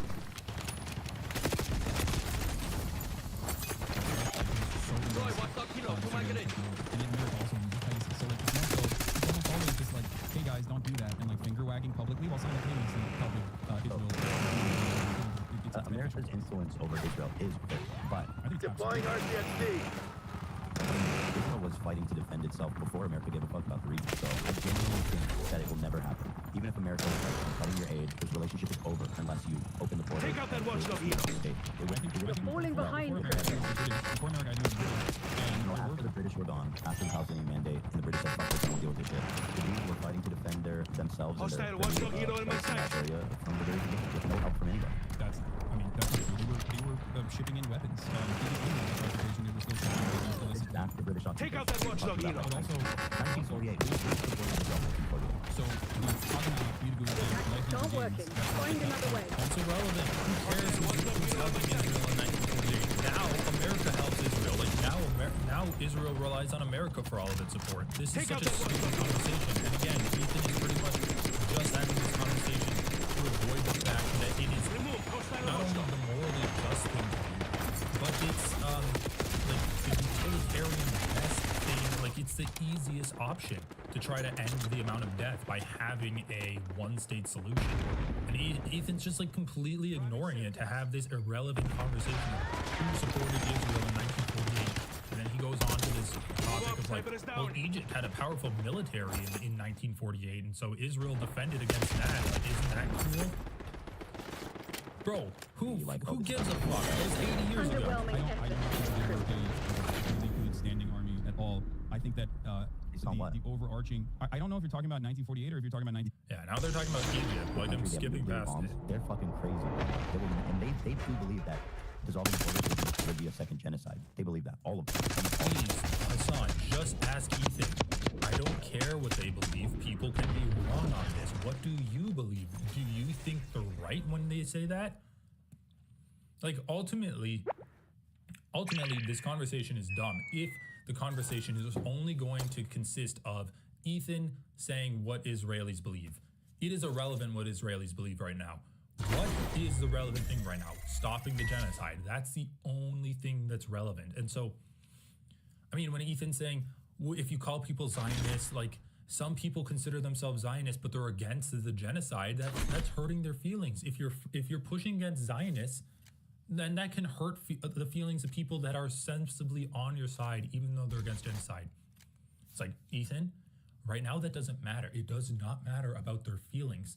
The people in Israel that are pushing against genocide have no power whatsoever. Like, there are genuinely left-leaning people in Israel that want to see they believe Palestinians have human rights, and they believe Palestinians are equal to them. And they have no power right now. I'm sorry, like, they're fighting the good fight, but they are irrelevant right now. What matters is trying to get America to stop funding Israel. Like, if America didn't exist, Israel would stop its genocide. It would have stopped its genocide like months ago. America just like last week vetoed a vote calling for a mandatory ceasefire in the UN. And so you have to reckon with this reality that with the one state, I do. It's impossible. No, I understand it, and that's why I And said so when Ethan says Hassan needs to reckon with the reality that Israelis, Remind the us Jewish what we're Israelis, dealing with. like their apartheid state. Don't they? Hassan, you're not reckoning with the idea that Jewish Israelis enjoy apartheid. Sure. Okay, Take a seat. who gives a fuck? It doesn't matter. down Like, we in. can deal with that later. We We got can the deal with lead. that when Now the hold genocide it. is over. Okay, how about that? We can deal with it then. Right now, it's irrelevant. And the other thing is, if we're talking about we need to reckon with people that love apartheid, Ethan, that's something that A. you can do. You can push against genocide and like educate people on why apartheid is bad. But instead, losing you're just Alpha. saying this is what people think. You got to deal with that. You got to deal with, like, it doesn't cross people's minds. You shouldn't be allowed to change Clear. people's minds. Sniper is down. not gonna happen overnight. It's not like, all right, everybody, like, it's Wednesday now. Like, that's not how this works, right? But a international commitment in the exact opposite direction has to happen, and it has not happened thus far. Well, then even, I mean, a good question even then is like, do you ever even think that's possible? Before we can even get to the idea Another that, body. we need to exert pressure on Israel and foreign forces. I think that there's Watch a reason out. why there is a Stun steady flow incoming. of propaganda into the Western world that the Israel Foreign Ministry cares about a lot, because they want to maintain a posture that is broadly supported by the Western world. And I think that dam has been breaking since 2021. Salam, Amnesty International, Human Rights Watch also all officially declared Israel an apartheid state. In my opinion, it was decades late, but yes, over time, as the mentality of this regime continues to get worse and worse, more and more people will, in my opinion, continue to protest Israel's actions and will push to get Western leadership to pull support away and ultimately even move in the direction of sanctions. This What kind kind of of timeline are we thinking here? I'm not entirely. I don't know. I don't know how long this will take, but I will stop that. That just doesn't go on that long, It sounds like it's a really long plan. I mean, the inverse of this is also a really long plan, and the really long Hostile plan revolves marksman around got Israel continuing to Sniper ensure working. the pauses in the West Bank, turn a blind eye to it, or directly arm the settlers like Itamar Ben-Gvir's been doing, and how hard it takes away with the ultimate goal of maintaining an ethnic Going cleansing hot. of Gaza, Clear. maybe even annex Sniper further is and further, down. because everybody Lock it down, fully Charlie. understands that there's no way to eradicate a means of violent resistance against an apartheid, right? So if it's not Hamas, then it's Hamas too, right? Hamas in and of itself was not a real entity that was even remotely popular Charlie, in its secure. formation. Even though it's a security group, it was a security group that literally was getting funding from Israel as well, to an actual militant group away from the Middle East, civilian targets in the aftermath of 1994. The one thing I learned about Hamas, because it's Israel with all the obstructions, Maintain the current peace. posture. I mean, Israel was executed, right, by a psychotic, and they were so close. They were so close to peace. But Hamas actually rose Enemy in mine, opposition front. to the PLO peace talks. That is why they came out, is literally to derail the peace talks. So And they went out. They you're went right. out of That's a and they sniper. started Let's suicide bombing move. cafes and buses on a weekly basis, a daily basis, and they were successful, frankly. So Hamas, from their inception, has their singular goal is to not have peace, but to basically there's no conflict. It's only kill everybody there, remove them all. You know what I mean? So let me explain this to you. This is actually, we are very close to having the exact same understanding of the situation. Take it The reason why I brought up Hamas and its founding charter in 1988, which is like expel all the Jews, expel all the Jews, like Fuck what one. they said, like the radical violent shit that they said in their founding charter. Authorizing Because POD, Hamas yeah, mission. had all of these militant factions that some were violently resisting against Israeli occupation, some of which were actually interested in a Shit. peaceful solution. Sniper. The Arafat, the official recognition that that there was a peace negotiation changed a lot of Let's skip a little bit. However, Well, yeah. looking at I mean, basically, it's just Ethan saying that we cannot have a one-state solution because Hamas exists, and Hamas is fundamentally opposed to peace with Israel. And yeah, I mean, again, Hamas is fundamentally opposed to peace with Israel because Israel is occupied.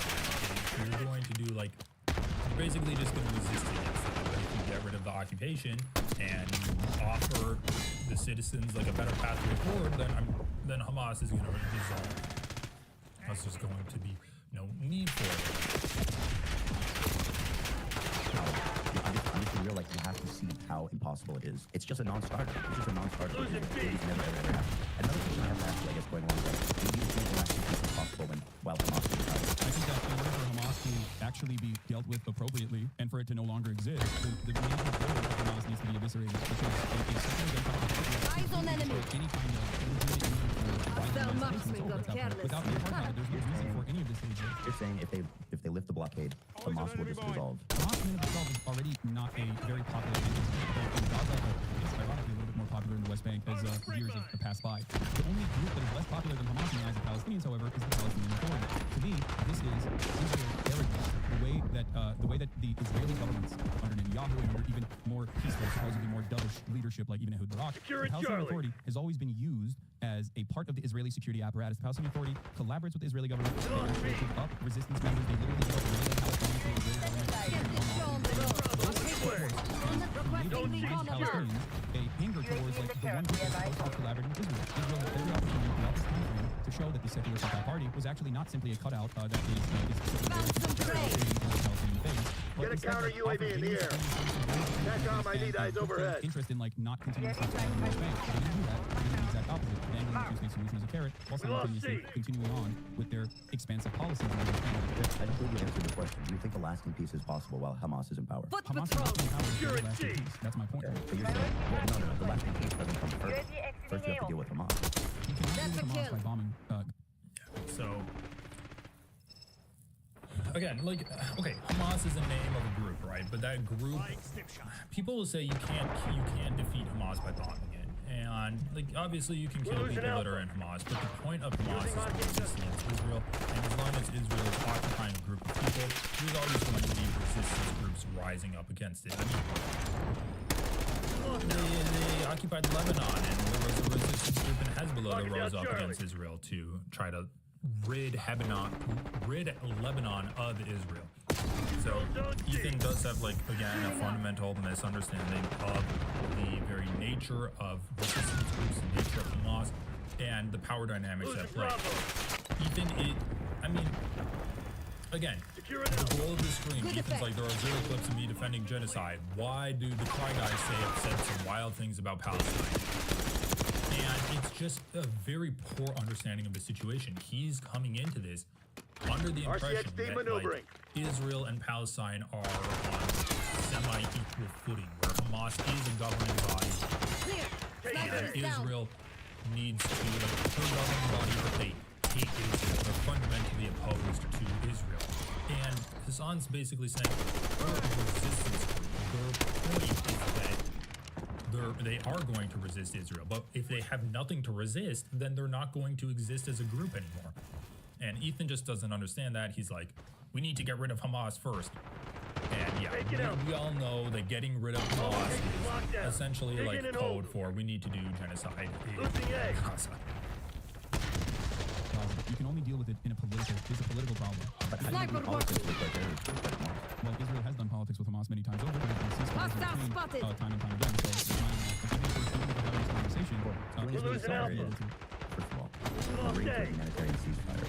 Not even. I'm not talking about like humanitarian problem. I'm talking like ceasefires in between different sieges that have occurred in Gaza. We're losing Charlie. The ceasefire is different from having a peace partner. But that is one form of Oh, got you locked down. also not only that. I don't think it's fair to say that So Ethan's like, how do you negotiate with Hamas? They're terrorists, right? And it sounds like he's negotiated with them before, and Ethan's like, okay, yeah, but like that's different, right? Because in this case, Hamas is like, that was just a ceasefire. They're not actually a partner for peace. That's literally what a ceasefire is.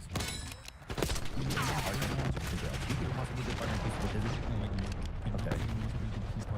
I also do not believe Israel is a good peace partner for Palestinians in general. I think that is. We agree. Hamas My in piece itself. is just again to draw back to that, is that the one-state solution will never happen, and starting from there is a non-starter. That's my thesis. But go ahead. Perfect Here's what is execution. The Pantheon is probably pissing Ethan's themselves right thesis now. that as is much that as the I did? one-state solution is a non-starter, and it's never going to happen. And starting from a one-state solution is untenable. And this is just like the whole idea, like the whole Israel versus Palestine conflict is gone to his head. It's like, We need to start at the finishing point, but since that finishing point doesn't already exist, it's basically a non-starter. So again, he's kind of like throwing his hands up at the whole thing. We like, people don't want a one-state solution because they're literally killing Palestinians right now. So like that's a non-starter. We can't even talk about a one-state solution right now. It's like that's the end point. We talk about solutions at the end. Right now, again, we have to get rid of the genocide. And this is not just my assessment, this is the assessment of the likes of Norm Finkelstein as well. And it's backed by actual sentiment expressed by Likud party members, but of course, Benjamin Netanyahu too. Hamas's and its existence as a violent Islamist fundamentalist cutout greatly benefits thwarting any kind of Palestinian nation state project. This is not my design, this is the design of the Israeli government. This is something that Benjamin Netanyahu has openly mentioned time and time again as well. Last time around in 2019, where he said, if you want to thwart a Palestinian nation statehood, what you must do is only govern against Hamas, because everyone sees them as terrorists. Everyone sees them as violent Islamist fundamentalist terrorists, and we can always deal with Hamas because we control how high the flames go. Who else is there to talk to? First of all, there are actual leaders within the Palestinian movement that you could prop up, like the Palestinian Authority, instead of utilizing Fatah as that's what they want to do. But like, I mean, no, they don't want to do that either. I think the goal is to remove Hamas and install the Palestinian Authority. But yes, but the Palestinian Authority is deeply unpopular and is seen as a puppet of the Israeli government. Will not accept the PLO because they'll look like stooges to the Israeli government. So if the wall is lifted up, so who's in charge? Is it Hamas? Is it the PLO? How is this happening? At this stage, before the walls are lifted up or anything, what needs to happen?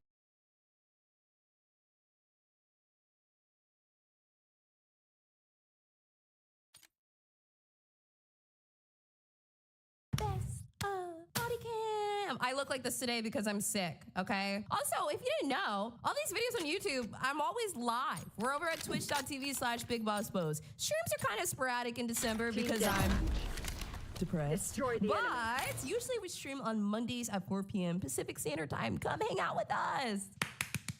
On December 30th, 2022, deputies responded to a call from a mother regarding a man who was stalking her daughter. Were you like invited here? Or? I'm trying to understand. I don't understand what we're saying.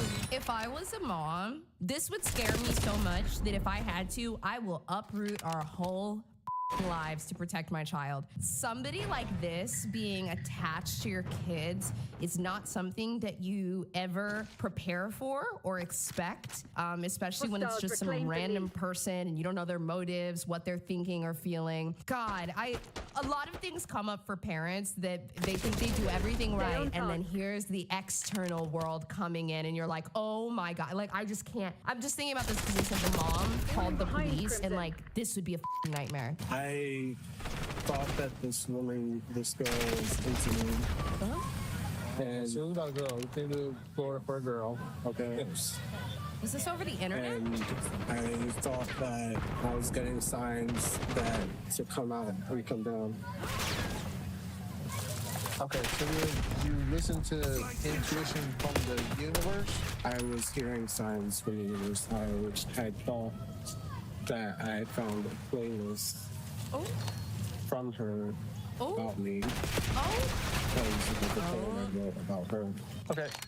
Do you know this person in New Jersey? Like, is this somebody else from New Jersey? Yes. Okay. So you said that you met this person at the gym. How so? Like, were you guys just happened to work out at the same gym, and then did you work there? And I asked her for her Instagram.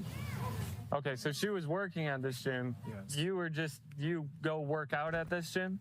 Yes. Okay, so then you asked her for her Instagram, and then what did she say then? Originally, I wanted to invite her to my birthday, and it didn't end up happening. What do you mean it didn't end up happening? Okay. Like, did you invite her? Did you ask her?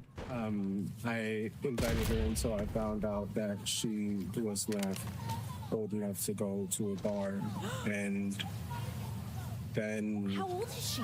I had sent her the message on Instagram. I'm still down to hang if you want. Oh my God. If you'd like, I can pull up all the messages. When did you guys meet? The 15th of June. I mean, I don't trust him, but yes, pull up the messages. Did you guys carry on a relationship at all? Or? No, but there was nothing physical or anything. Nothing physical. Did you guys ever hang out or talk in person ever? Wow, that is really beautiful. Magica just said, teach your kids to take rejection. I love that so much. Like, how many times have you gone to your parents, like, just just sad or depressed because some relationship or thing you really wanted or something like that like didn't work out, talking to your kids through that rejection, God, they will carry it with them for the rest of their lives after their first breakup. And I mean, this, I'm not like condemning or criticizing, because this is something that people don't really think about. Like, a lot of parents do a good job of kind of like coaching their kid through the breakup, but you know, molding it into how to take rejection. Wow, what a gift to give your kids, man. We have a sponsor today, okay? That's what this is. And today, we're sponsored by Beam. If you guys are anything like me, I have been saying to myself for years, why am I always so tired? Why do I not have any energy? What could this life-sucking thing be? Could it be depression? Could it be, I don't know. Guess what? It was probably me not getting enough sleep. Now, of course, there's a lot of factors into it, but personally, as I get older, it feels like sleep is something we kind of just take for granted. It's like put your head on the pillow, you sleep, you wake up. No, you need a good sleep. Now look, if you've already tried everything, how about Beam's hot chocolate sleep powder? First of all, what a great idea. How do you feel about a rich, decadent cup of hot chocolate that is going to make you pass out, girl? How can you say no? And look, personally for me, that sounds effective, luxurious, and I want to impress people by offering them a cup of hot, sleepy chocolate at night. I don't know why, but as a host and a hospitality person, I love offering Beam to people just because it's so funny. They're like, yeah, I will try that. And then ask them how they slept the next day. Sorry, I'm going off script a little bit. I tried it and I really genuinely like the product. The other thing is sometimes in certain like sleep solutions, you can wake up feeling really groggy the next day. No, not with Beam. It's got magnesium, natural stuff like melatonin, a couple of other ingredients, and they all kind of work together to make sure that you wake up feeling rested. So if you want to try Beam's best-selling dream powder, guess what? I got 40% off for you. Only for a limited time though. So if you go to shopbeam.com/shorter or use the code shorter at checkout, you can get 40% off of your order. That's shopbeam.com/shorter or use the code 40% off. All right, so the quick synopsis is the RP is the mother of the 19-year-old, her daughter is 19. Anyway, her 19-year-old daughter worked at a gym where he was a member of, and that's how they knew each other. Only speaking to the mother, I haven't confirmed this with the 19-year-old, but speaking with the mother, there was no relationship. It was just, you know, business. He's sick and he needs help. Is this the mom? He's telling me he got mixed signals. I said, from who? And he said, from my intuition. People that are super delusional are usually looking for signs that confirm their delusion, and when you're looking for things, you will find them. The other thing that I want to mention that has not come up here yet, that I personally believe to be true, is that like if you're watching this and you're like, oh my gosh, he's just delusional or he's mentally ill, he is for sure. Like this is like full-blown delusion. I think that there's a sex component to this. I think that there is an aspect of lust. I think there's an aspect of sexual obsession, especially if he's essentially stalking this girl online. I'm not gonna sit here and infantilize this guy because he's a little bit unwell and like say that's probably not an aspect. You don't drive 20 plus hours for like a chance at love. This to me sounds like some type of sexual obsession that was like developing online. That's just what I think. It's not going to come out here. It's not going to come out like he's not going to say it, but that's kind of like an underlying thing. And there's a lot of guys online right now that are living in their little secret sex porn dungeons. They do that. Like I've had people that watch weird shit of me for years. Some of you just got called out. That is a huge, huge thing that's going on online. Fantasizing about people or access to certain things. It's everywhere and nobody's talking about it, right? But I think that was a component in him becoming so obsessed in some way. So how did you know she was in Florida? We have to watch her stories. On Instagram? Yeah. Was she like tagged her location or whatever? Huh? No. Whenever I posted a story, she would post a story like a minute after, 3 minutes after. Oh my God. This is some of y'all. What he just said, that is some of y'all. I just posted a story and he watched my story in 10 minutes. He must have notifications on for me. He likes me. Or some of y'all be like, I post a story every time I post a story, and then he posts a story right afterwards. He must want me to see it. Okay, you know what? Maybe he's not crazy. I'm just kidding. But people that, you know, the girlies that are delulu like that, you guys are looking for signs that he likes you and signs that maybe you should, you know, check in a little bit more, say hi, right? That's what you're doing. He took that sign and drove down there, okay? There are levels to the delulu, okay? Are you a level 1 or are you a level 10? So you just decided to get involved in drug photos. Right. I don't know if he asked you this already, but are you guys friends on social media? You were. She unfollowed him. Not? She blocked you or did you block her? She blocked you. So she blocked him. He took it as a test, like, oh, she doesn't really mean this. It was a block. And now you're not? She blocked you or did you block her? She blocked you. A while ago. How did you see her story? He was viewing hers. Yeah, it started to me when she was watching my stories. Oh my. So you have like fake accounts you went through anonymous. She had switched her account from private to public.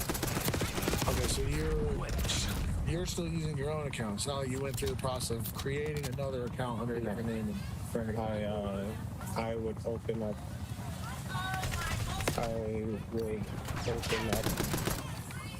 Is that the webpage, my guy? You open up social media? Is that? There's a lot of online websites that you can easily watch other people's stories without an account. Oh, okay. Yeah, I've never heard that either. The first that we want to do is the court order. If we can get that, and we're going to check, and I'll just wait for your daughter to come in with her information. But we'll check both of your information, make sure that there's a court order on file. We'll check with his information in the system, see if there's a court order on file there. Here's her license. Is your daughter getting her license? Yeah, I'm gonna. I would feel a little bit more comfortable if we were out of eyesight of him. We were over there. If I showed you some of the messages he sent to my daughter, oh my God, it's like word right now. Oh my God. Oh my God. Oh, that breaks my heart. Oh my God, that breaks my heart. They told me, the police department told me, I reached out to them. We went there on Monday. They said they brought him in for fingerprinting and took all the information down and everything, and they were charging him with cyber harassment, cyber stalking. They've already done this so they arrested him. Yes, and harassment, and against her, and then against me, they charged with cyber stalking and cyber harassment. And they said that guy right there. It's that guy right there. He came. I went to the bathroom, and my daughter came in screaming. I'm like, "What happened?" And she said, "Will's here." And I said, "What?" Oh my God. Also, this makes me so upset.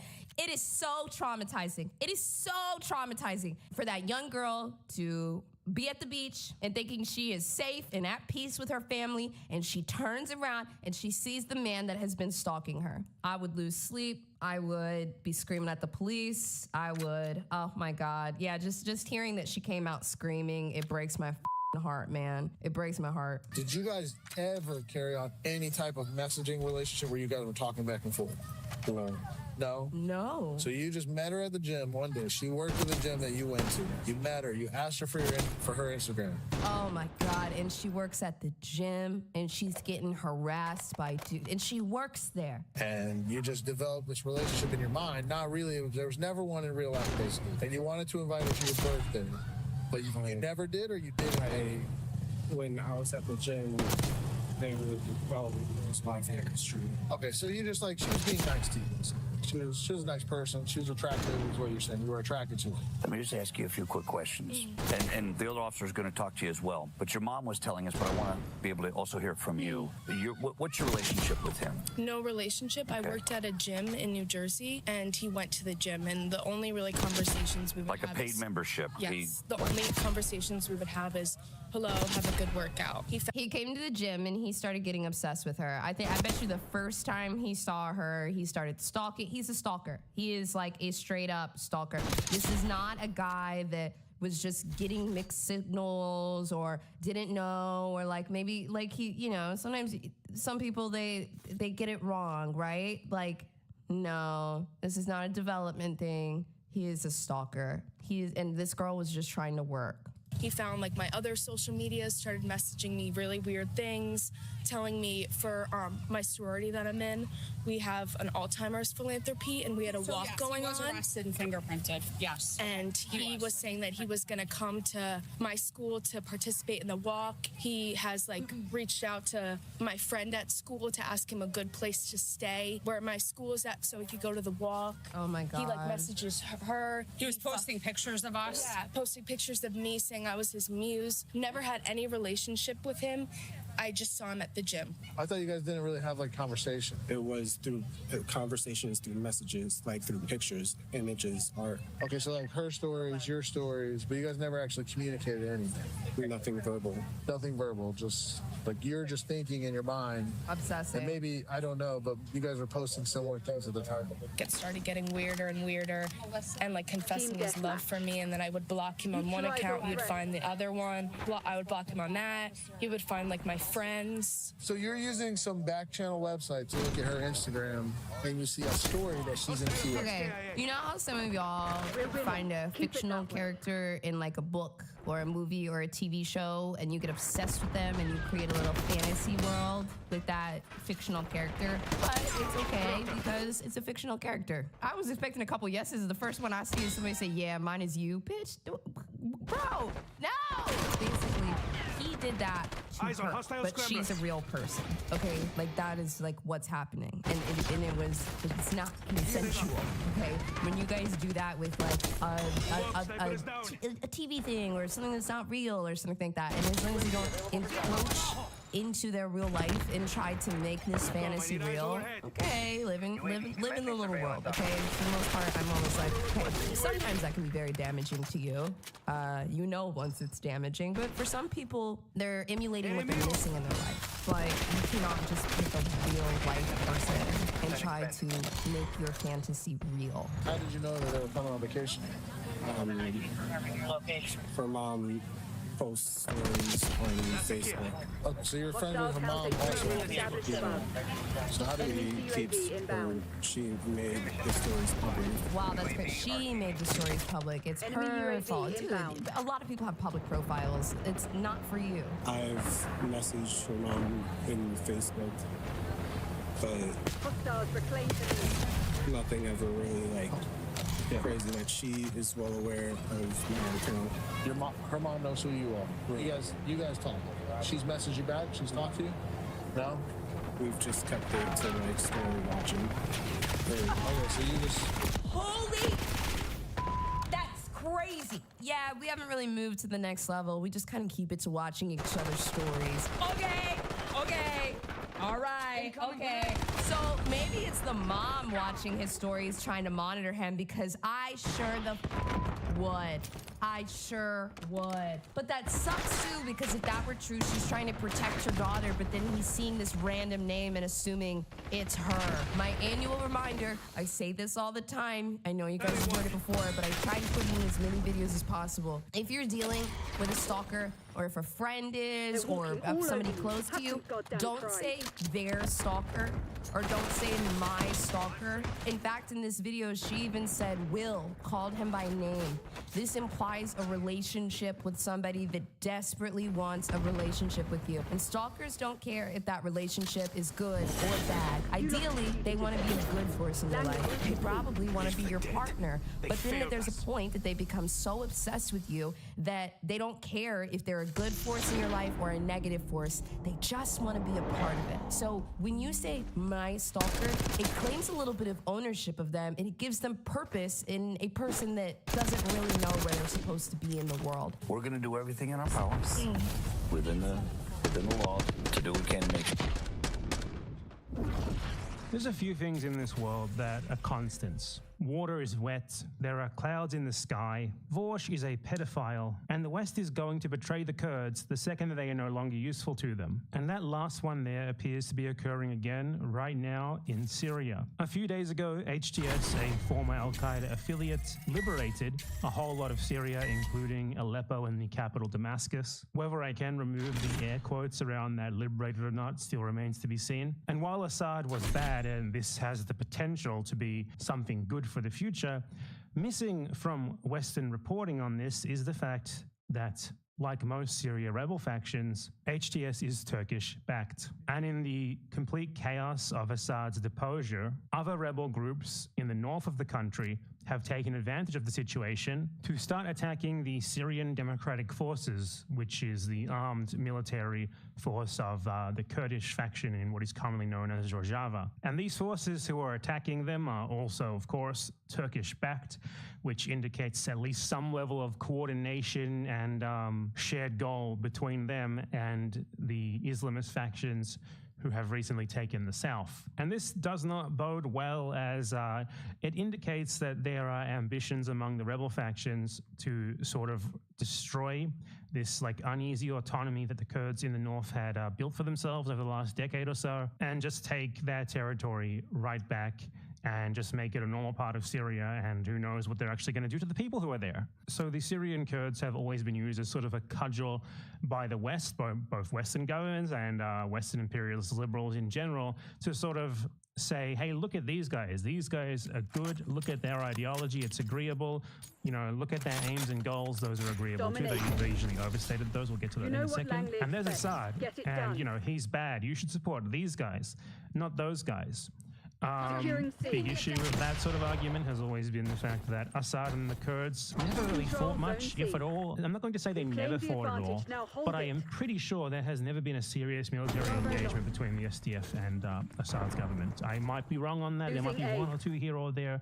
But the point that I'm making here is they didn't really have a significant conflict with one another. And it does not bode well that the second that Assad's government falls, the rebels, who are obviously, as I've been saying here, Turkish-backed, and obviously the Turks have a big issue with Kurds in general. So they are immediately attacking them, and they seem to not exactly be in favor of their aspirations of greater autonomy within Syria. So I'd just like to bring that up, something that has often been vastly misreported, obviously to the advantage of the Western media and Western imperialists in general, because they want to paint the Kurds as a lot more radical than they are, a lot more anti-Assad than they really were. But they were always like the most sort of measured and like least demanding faction, I would say, out of all the factions in this conflict. All that they really ever asked for was like an autonomous region within Syria. They did not want independence, or maybe they do want independence, but they knew that that was too much to ask for.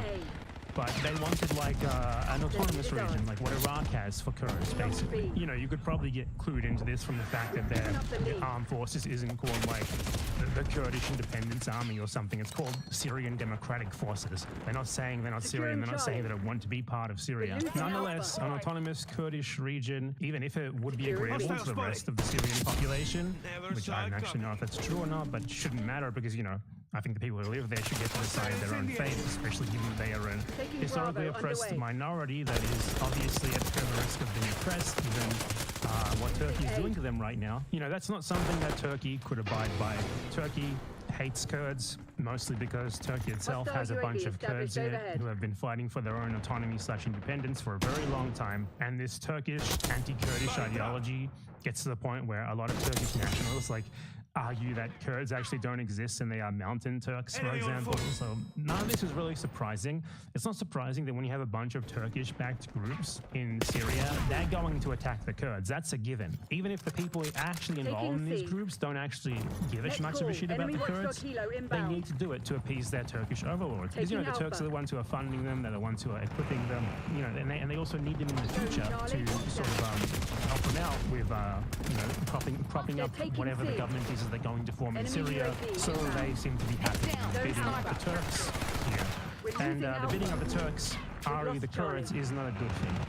And unsurprisingly, it seems that the Kurds are being abandoned once again by the US, by their Western allies, which if you ever saw that coming, the Kurds themselves probably saw it coming. I hope they're prepared for it, because it's happened so often at this point that they have to know that it's coming, right? If you didn't know, a big part of the US's operations against Iraq in the 70s, 80s, and 90s was to fund Kurdish separatists in Iraq who had no chance of achieving their political goals and egg them on to like attack Saddam's troops, Losing attack B. Saddam's positions and stuff, Taking A. knowing Going up. fully well that they had absolutely no possible way of ever beating Saddam's then very formidable military, just because they wanted to use them to sort of sow chaos against the government who they did not approve of. And then when that resulted in backlash from Saddam, they did not do anything to stop it.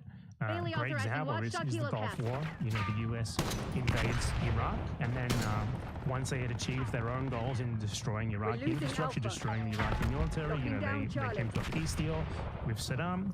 And after that peace deal was signed, Saddam started massacring Kurds because he blamed them for sort of siding with the US, enabling this to happen.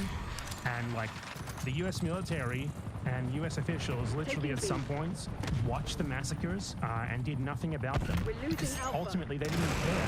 Like what they cared was achieving their own goals and, you know, drumming up dissent among the Kurds. As righteous as it might be, they nonetheless knew that it was absolutely hopeless that this like disenfranchised, poor, under-equiped, untrained minority was not going to be able to fight the Iraqi army. They still egged them on into getting themselves killed anyway. And then once the Iraqis started massacring them, the US just watched on as it happened.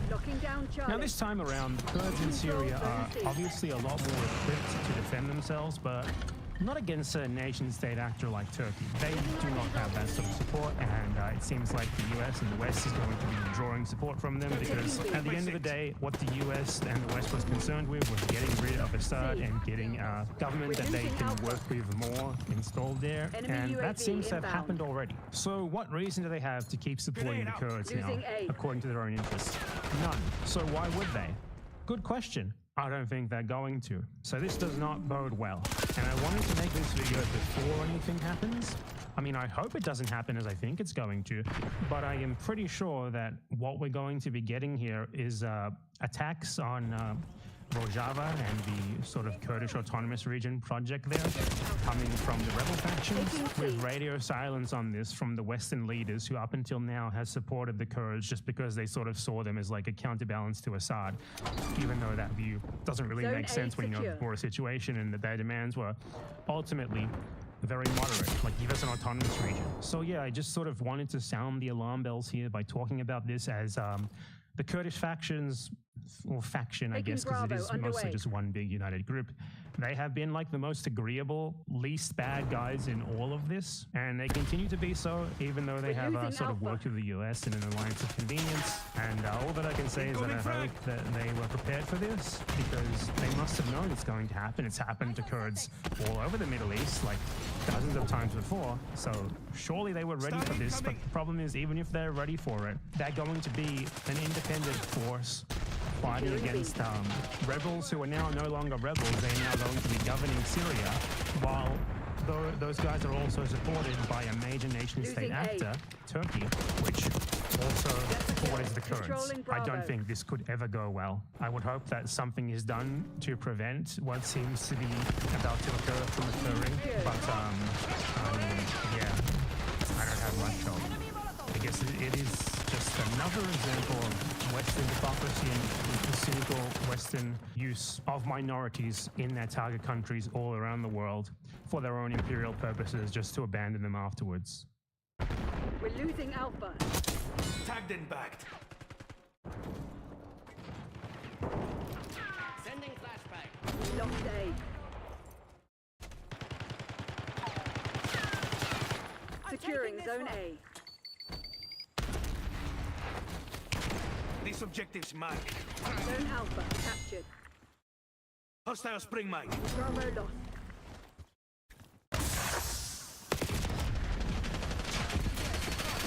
Taking B.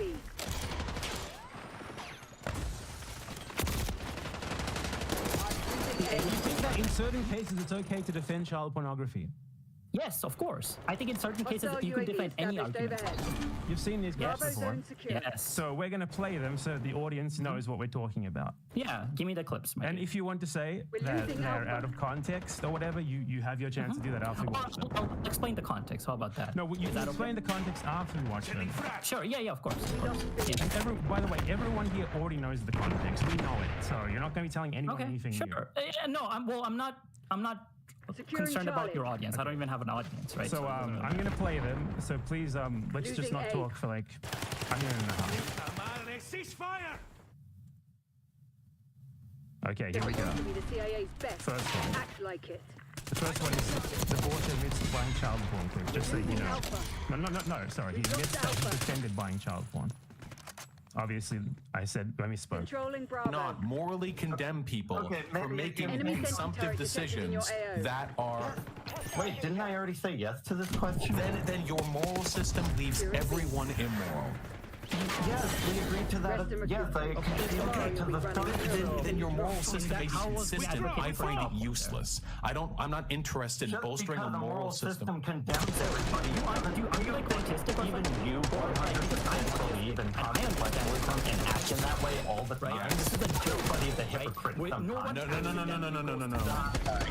Yes. No, I didn't act irrational. Wait, I'm sorry. Can you stop watching the clips?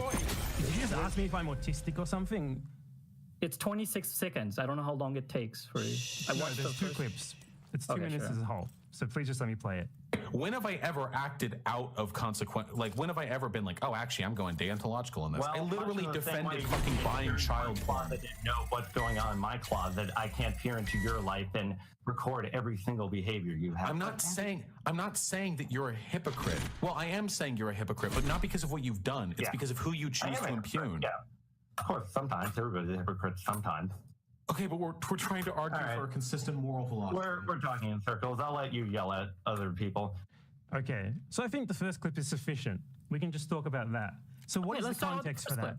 Why did Vorsh say that he defended child porn? So the context of that clip was they were talking about capitalism, specifically exploitation that happened under capitalism, right? The exploitation of, they were specifically talking about cell phones. I can explain it better than you. I can explain his argument better than you. Allow me.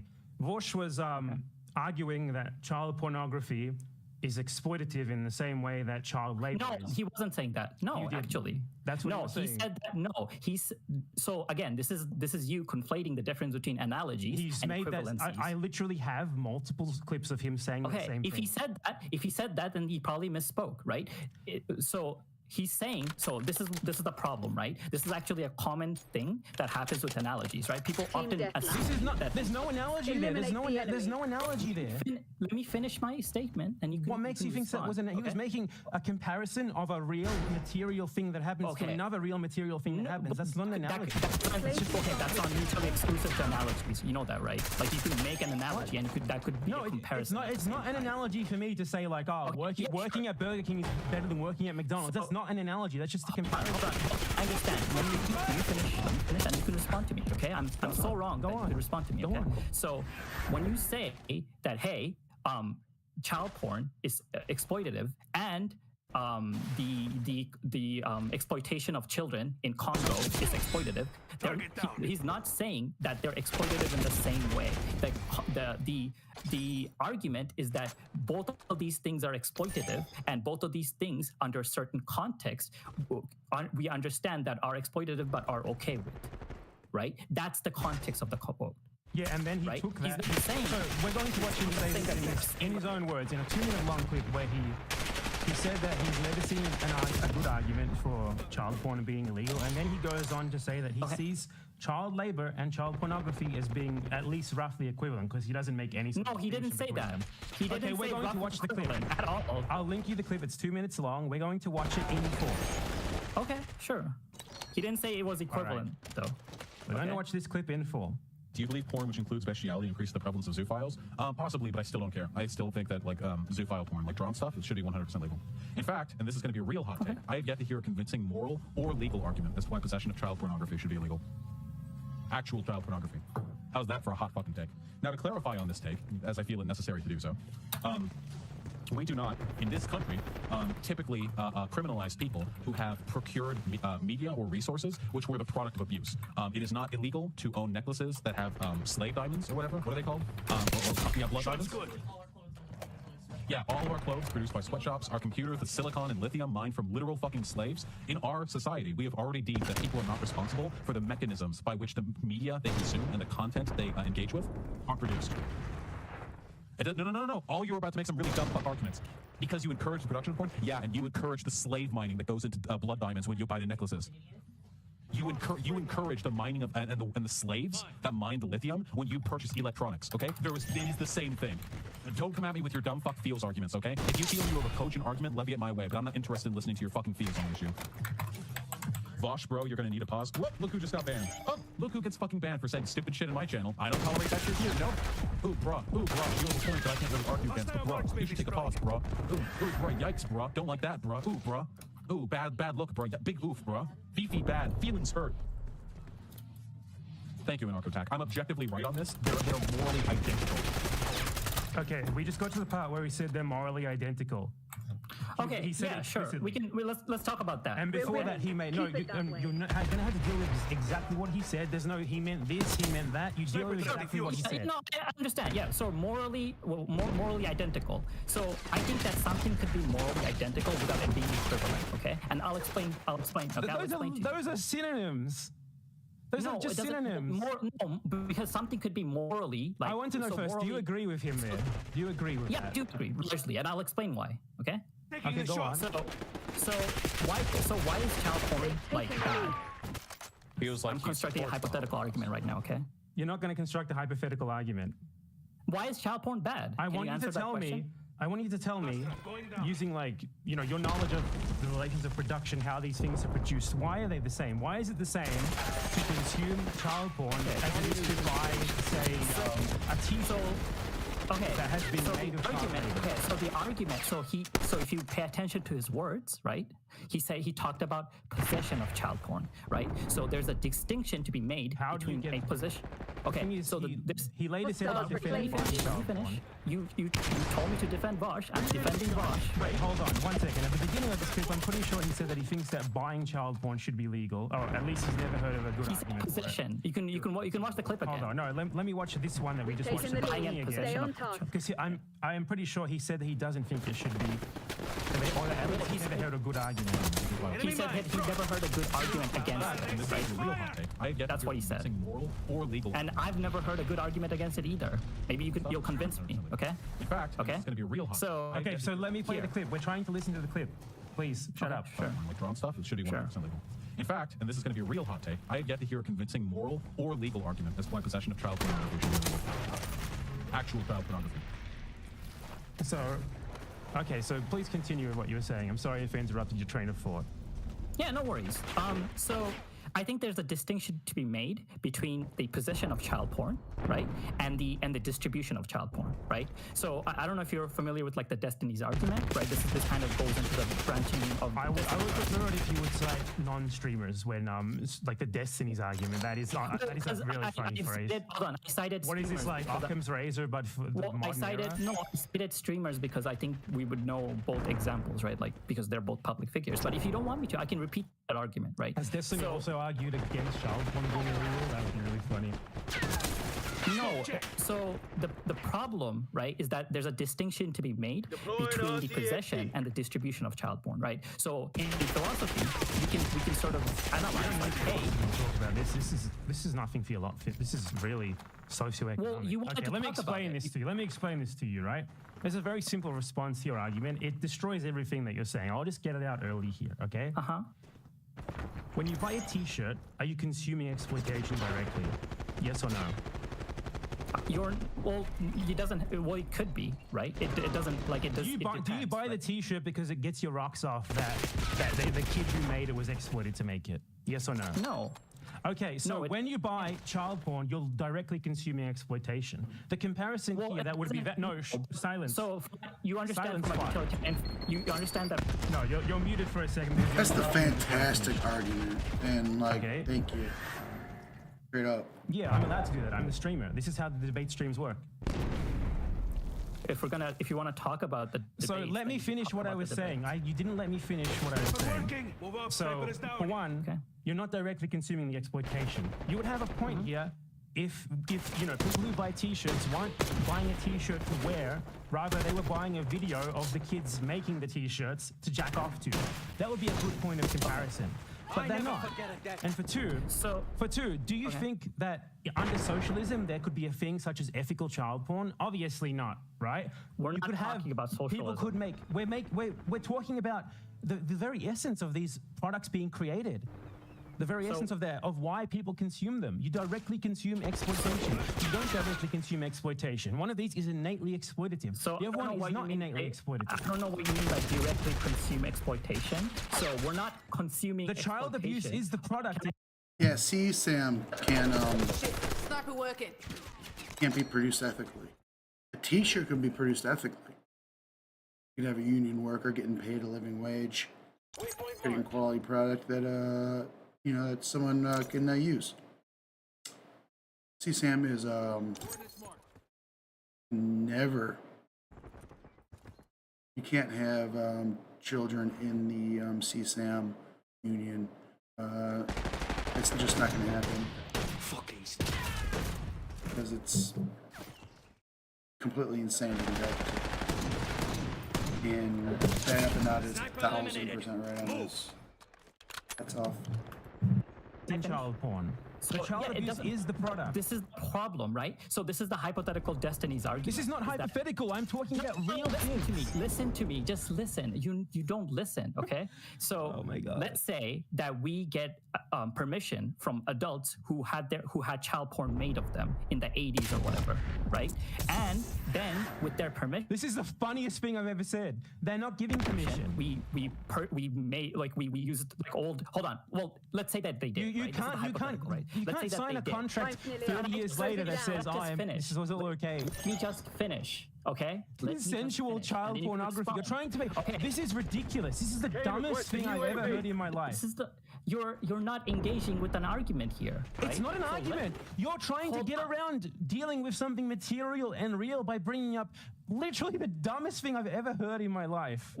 Hold on. No, we're trying to isolate the variable. Okay? No, we're not trying to isolate the variable. You deal with what I said. You deal with the actual material reality. Okay. You deal with the real facts that I said. Either you directly consume child porn or you don't. You can deal with the actual... Either child porn is exploitative innately or it's not. Is it innately exploitative, yes or no? Okay. Is ethical child porn possible? Okay, so let's say that we can create that's a yes or no question. Hold on. No, we're not going to just say that you can create child porn without exploitation. There's no yes or no answer. We're not going to just say that. We're not going to just say that you can create child porn without exploitation. Right? Yes, there is. No. Hold on. There is. Wait. There is a simple answer. Child porn is never okay. Very simple. What about drawn porn? Who's getting exploited there? Well, drawn child porn... Obviously, in order to... Do you think that there's not, like, fucking a pipeline from jacking off to drawn child porn? If someone is drawn porn, there is no such thing as an innate pedophile, okay? So people become pedophiles only due to child abuse. Or just because they're separate. That's not true, by the way. That is true. That's not true. We can go through that. You're spreading arguments invented by people who call themselves MAPs. No. So do you think? Okay, you don't give pedophiles drawn child porn to treat them. Debate, or are you here to just they're not pedophiles anymore. You're not debating, dude. You're just making these ridiculous hypothetical bullshit arguments that you saw. You're literally repeating something that you heard a streamer say. I don't need to deal with the material facts of what we're talking about here. I'm dealing with the material fact that you can't deal with the argument, okay? So there's no argument. You're just making up ridiculous scenarios that have no bearing on reality. You're not listening. Okay, right? I want you to tell me something here. Let's go back to Vorsh talking about his defense of child porn. When Vorsh said that he defended child porn, why did he say that? Why was he defending child porn? Did he mean that he defended child porn, or did he misspeak? No, I don't think he did. So this is the point of that argument, was that he's defending the concept, right? The concept of separating between the child porn itself and the exploitation of child porn, right? So this is the idea. You can't separate exploitation from child porn, and he did not say anything like that. We just did it, right? No, we didn't. You did nothing of the sort. You said, oh, I'm referencing the Destiny's Gambit. What about like drawn, like lowly porn and stuff? Do you think that you're what the fuck is lowly porn? What the fuck did you just say? Like lowly porn. It's like a fucking like child porn for like drawn. Like it's like, you know, the hentai shit. Like, do you think that's you're exploiting children in there? I think that you're essentially normalizing the exploitation of children. Yes, you're essentially creating incentives for people to be attracted to children. It's the same reason why shit like snuff, fucking like videos of people literally being murdered are illegal in many countries. Hold on. But that's a good argument for normal. So that's a good argument that you're normalizing child porn. You're right. Okay, I agree with you. Right. However, so your previous claim was that inherent to child porn is exploitation. Right. Now we establish in a context in where children is not getting exploited. So there are porn that are of children that are not exploited. Okay, so let's say that I'm a Nazi because you love hypotheticals, and I create propaganda about how Jews run the world.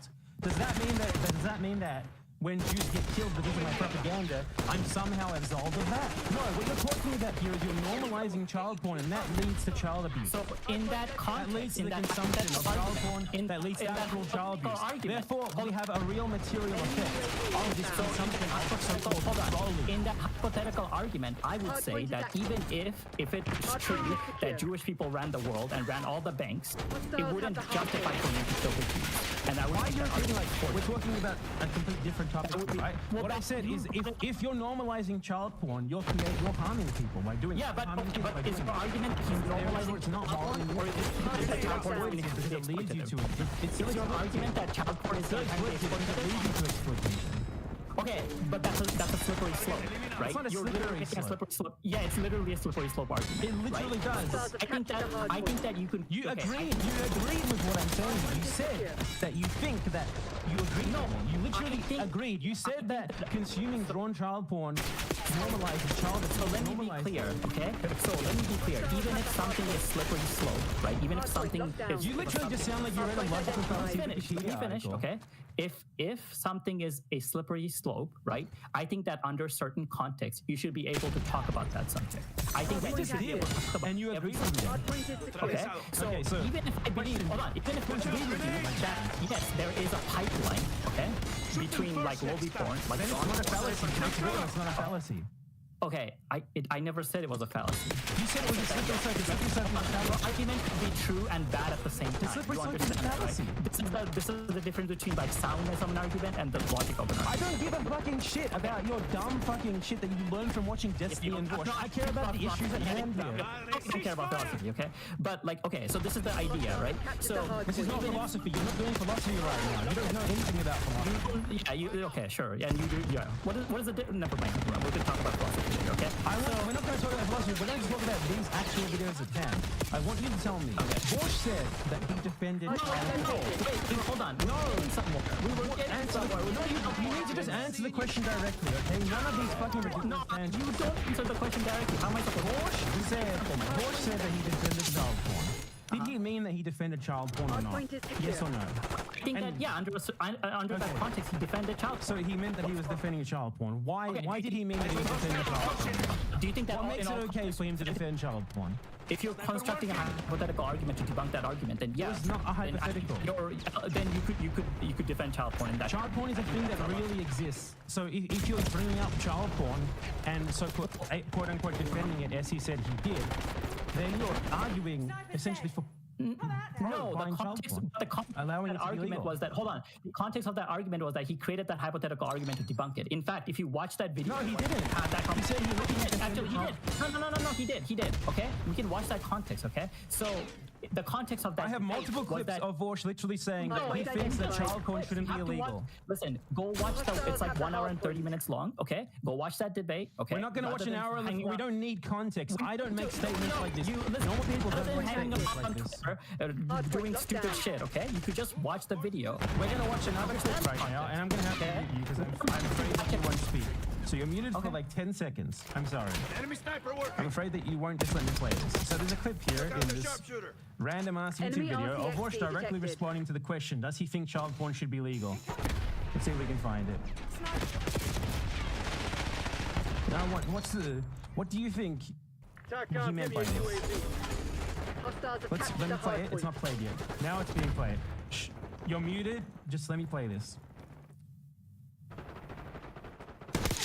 Hostile down. Establish watchdog helo on station above. So he was asked the question, should consuming child porn be legal? And he responded saying, yes, I think that would be more legally and ethically consistent, yes. I don't see how that's a defense of making child porn legal. Okay, now I want you to argue against that. Can you do it?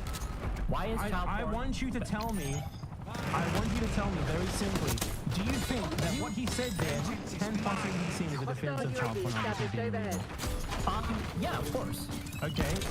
So do you see how what he said there can be taken as a defense of child porn? Because he was trying to equate, if what he was trying to do there was to equate child pornography with, you know, child labor or something, what he would have said in that case would have been, well, I think that, you know, just like how child labor is illegal, child pornography wouldn't be legal. He wouldn't say, well, I think that since child labor is legal, or at least tolerated, then child porn should be too. Those are two polar opposite arguments. They're very different. One serves to essentially argue my legalization child of porn child opposer, my fellow child porn opposer, why do you think child porn should be illegal? Because it exploits children. It literally is. It's raping children. I don't have to explain to you through my moral framework why I think child porn is bad. Everyone knows it's bad. I also don't have to explain to you why I think the Holocaust is bad. We both think it's bad. No, I don't need to explain it to you. I need you to answer my simple question here. No, I answered your question. Now you answer mine. Okay, that's our conversation. Your question is a fucking, just complete fucking derailment. You're trying to turn this into, hey, your moral framework. I have news for you. Normal people don't think about moral frameworks, right? This is suit shit. This is people who just finished doing philosophy 101. You are not normal. You're a lefty streamer. I'm infinitely more intelligent than you as well. Okay, you might be more intelligent. What I want you to be able to tell me, what I want you to simply tell me, did what Vosh say here, could that be taken as a defense of child porn? Was it a defense of child porn? It was, by the way. And then later on, when he said that he was defending child porn, he knew that. That's why he said that he defended child porn. Hold on, why is that bad? Why is child porn bad? I don't have to explain to you why child porn is bad. Okay, no, you haven't. You've done a terrible job. In fact, you probably. Why is genocide bad? Why? Can you please tell me why genocide is bad? I need to know. I don't know. I'm tired of your emotional arguments. Why is it bad to do genocide? We can talk about it, okay? I think that genocide, okay? So I think genocide is bad because genocide inherently exploits and kills people, okay? Why is that bad? Why is killing people bad? We established that child porn. I want to know why is killing people bad? I don't understand. Explain to me. Well, okay, if you don't think that killing people is bad, that's your prerogative. Okay. Exactly. So your so-called moral framework just fucking falls apart in 2 seconds. That's fine. You can believe that. Then I can say, oh, you advocated for killing people. Okay. We can say that. Okay? I'm doing exactly what you're doing. I'm asking random dumb questions that we both know lead nowhere. We already established that these are two unequivalent things. That we already established that child porn can be created without exploiting children. For example, drawn porn. No, we didn't. Well, I did. You weren't paying attention. I explained to you how that normalizes exploitation. Okay.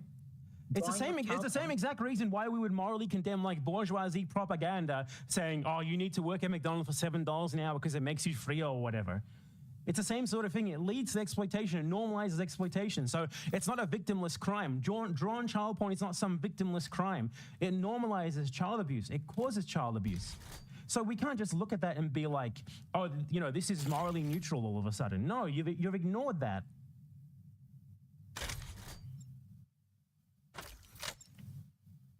Hello? Oh, can you hear me? Hello. Hello. Oh, sorry. So you disconnected. Okay, so listen, okay? I heard like half of that and completely irrelevant to my argument, okay? So the problem like he supports is that genocide, we both agree that genocide is inherently domination. I don't agree, actually. I was asking you questions about it. I think genocide is fucking awesome. Okay. Oh, it's sure. epic, right? Okay, you're a genocide advocate. Right? Absolutely. Okay. So now I want to know, why is genocide bad? Please tell me. I need to know. I need to know. In my axiomatic framework, okay? I don't care about your axiomatic framework. I need you to tell me. Because you want to know why murder is wrong, right? So in my axiomatic framework, I don't think that killing people is good, okay? Why not? Killing people leads to bad effects, right? Well, what bad axioms are self-fulfilling. The thing is, like, if I'm someone who thinks that killing people isn't bad, then this all just falls down, right? Because You say that killing people causes bad effects, but what if I think that killing people isn't bad, then it's safe to say that I also think that those bad effects aren't bad either. Yeah, that's fine. That's your argument, and you can have a consistent argument from that. I think that you should be able to talk about. Do you see how fucking worthless this is? Do you see how dumb this is? There's always another question which leads to another loaded response, and then you can't answer it. You can't. No, this is dumb. This isn't how philosophy works. Philosophers don't sit around in a circle talking about why it's bad to kill people all day. That's what literally Aristotle did. But okay, let's. Aristotle was a fucking dumbass. You don't think? Fucking dumbass. Were you gonna say Aristotle ruined a philosopher? Is that what you're gonna say? I think that moral philosophy in general has moved on such a massive degree since Aristotle. You learn about Aristotle in a 101 class, dude. So I think that philosophy is really important, especially for lefty streamers to talk about. I don't care. So demonstrate it to me. Tell me why it's bad to kill people. Well, I thought we were talking about child porn. Wait, no, I think that the child porn thing is already spent at this point. Like you couldn't actually deal directly with the question. No, wait, you couldn't even argue against child porn. Why is child porn bad? I don't need to argue against child porn. Wait, hold on. Why is child porn? It seems like you're the child porn advocate now. Why are you arguing with Vosh for the same thing? So do you think that does Vosh think that child porn is bad? I think that you don't think that child porn is bad. Vosh doesn't think that child porn. If you think that child porn is bad, and Vosh also thinks that child porn is bad, then there's literally no fucking reason for us to argue for otherwise. Do you think that child porn is inherently bad? Okay, do you think that child porn is inherently bad? You think that it is. Vosh thinks that it is. There's literally no point in talking about it. Is child porn inherently bad? You said that he doesn't. He doesn't think that, right? I said that at least now he says that he thinks that. Do you think child porn is inherently... Okay, but do you think that child porn... Or do you think that in this clip, he doesn't think that, right? Clearly, right? He said that he defended child porn, so I'm interested why in what situation is it acceptable to defend child porn? Avoiding the question, right? The reason why we're on this stream is to talk about this subject specifically. To talk about you talked about genocide. You shifted to genocide. You talked about genocide. I just continued with this jacking off that you began. You're the one who mentioned genocide and killing people. No, you bring up the Nazis. You bring up like Nazi analogies for some reason all the time. Nazis to talk about why this. I was making an analogy, right? And you wanted to There's no point for analogies here. You realize everything that we're talking about here is actually existing. Child exploitation via child pornography exists. There's the consumption of child porn. And there's the factual argument that Vosh, at least in his conception, made arguments that defended child porn. Now, I personally think that it is incredibly wrong to make an argument that defends child porn, even if you don't really intend to do it. Okay. That might be a philosophical disagreement that we have, right? I think that you should be able to. You think that in certain cases it's okay to defend child pornography? Yes, of course. I think in certain cases you can defend any arguments, especially if the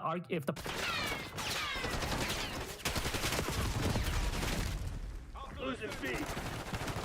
Operating I think he's disconnected again. Sending frag. Lost feed. Capture me. Protect my 6.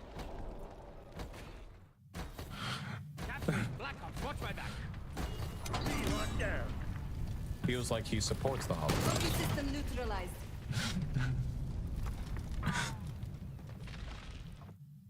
Like he doesn't seem to be reconnecting. I'm consuming.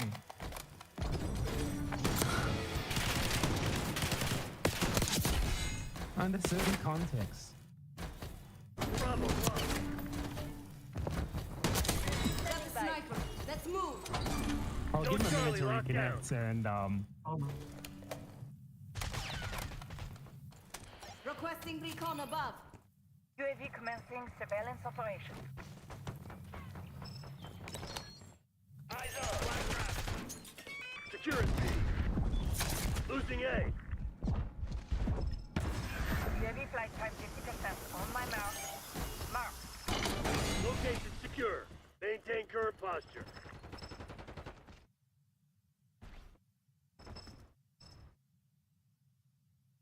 We're losing Alpha. Communism is based. UAV returning to tank. We've lost Alpha. Strike available. One care package. Losing B. No, ethical child porn would not cannot exist. Taco, get the Children hellstorm taking on my Polaroids of themselves have no fucking idea what they're doing. You know, that's groomer shit. Like convincing a child that abusing them is good. You know, that's why I think things like age of consent laws exist. Why this sort of thing is bad. Because children cannot consent. Their brains aren't fucking properly developed to be able to. They're very easy to manipulate, to fall. Losing B.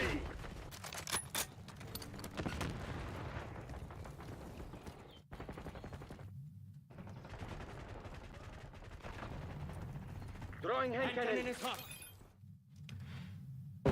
Oh my god. Hello? TACOM, I need eyes overhead. Yes, my router is doing some stupid shit, so I had to connect to my Wi-Fi. Okay. Hear me? Yeah, we do. Okay. Or my phone Wi-Fi, whatever. So where were we?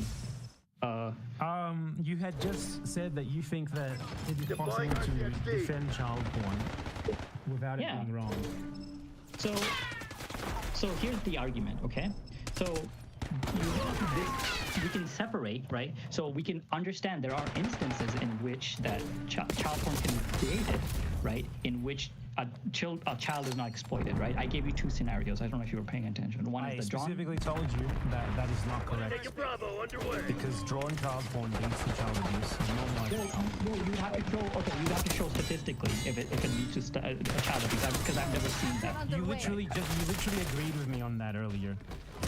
Well, we agree on that point. We agree on that point, but now that it's inconvenient for you, you're not agreeing on it anymore. We both said... No, you said that to me. You repeated that back to me, and you said that you agree with it. Okay, I agree with it because it makes intuitive sense, okay? I don't give a shit why it makes sense. You can't just change your beliefs when it's convenient for you. No, I'm not changing my belief. I think that intuitively, that's what makes sense to me, right? That's great. Me too. So let's continue on that. Now that we agree, let's not go into these useless fucking hypotheticals where you think if this thing that you don't even know is true or not is true, then it would possibly defend child porn everything. I don't care. Okay, I know you don't care. No one cares. You sound like a dumb. You sound like a complete fucking moron. You realize that, right? Okay. You realize how dumb you sound to pretty much anyone. It doesn't matter. I could sound I could be the most stupid person on this planet. Okay. It doesn't matter. That's not the reality. Okay. So listen to me. Okay. You guys talk about optics every 2 seconds. You realize what you're doing here is optically disgusting. It's going to alienate everyone. Okay, I'm not here to alienate. I'm not here to alienate or collect people. Like, I'm just here to talk to you, right? In fact, you're the one here, right? That have a platform, right? Yeah, I'm here to make money off laughing at you. I'm sorry. I'm not here to have I don't even have a platform. So I'm not here to collect people from your stream. That's not my goal here. I'm here to talk about a topic that you don't know anything about, okay? So I don't know anything about child pornography, so you're a child pornography expert. Yeah, sure, okay? Communism is based. Okay? So listen, okay? So you're not supposed to say yes to that. Okay, I'm not serious. You know that, right? Well, your tone of voice did not change at all. Oh, go ahead. Do you call everybody that you disagree with a pedophile? Or is it only Vosh? I didn't just call you a pedophile. I asked you a question that would imply that you're a pedophile, and you chose to respond positively. Imply that other people are pedophiles. Is that okay? Is that an accurate depiction of your argument? I think if you see someone with an abundance of compounding evidence that would suggest that they have some sort of if they have a tendency to normalize pedophilia, then yes, there is a reason to suspect that they might be a pedophile. I think that these arguments should be had because do you remember the Amos Yee incident when Amos Yee, actual pedophile, okay, argued for these points? Literally every fucking people who he argued with, except Destiny, faltered. Right? They were like you. They were shuffling. Loves Destiny. They're like, well, pedophilia is inherently wrong. Child porn is inherently wrong. I have to tell you, man. If you think the pedophile was correct, if you think that he won debates or whatever, debates? That's on you. That's on you. You're telling on yourself there more than anyone else. No, dude. There is literally no one in the entire world who can watch a pedophile arguing for pedophilia and quote unquote think that anyone faltered. You could watch the debate. I'm not going to watch the pedophilia debate. I'm okay. I'm fine there. Thanks.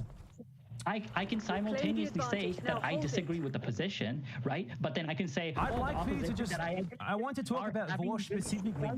He said that he defended pedophilia. In what context is he specifically saying that okay? Because we've already talked about how.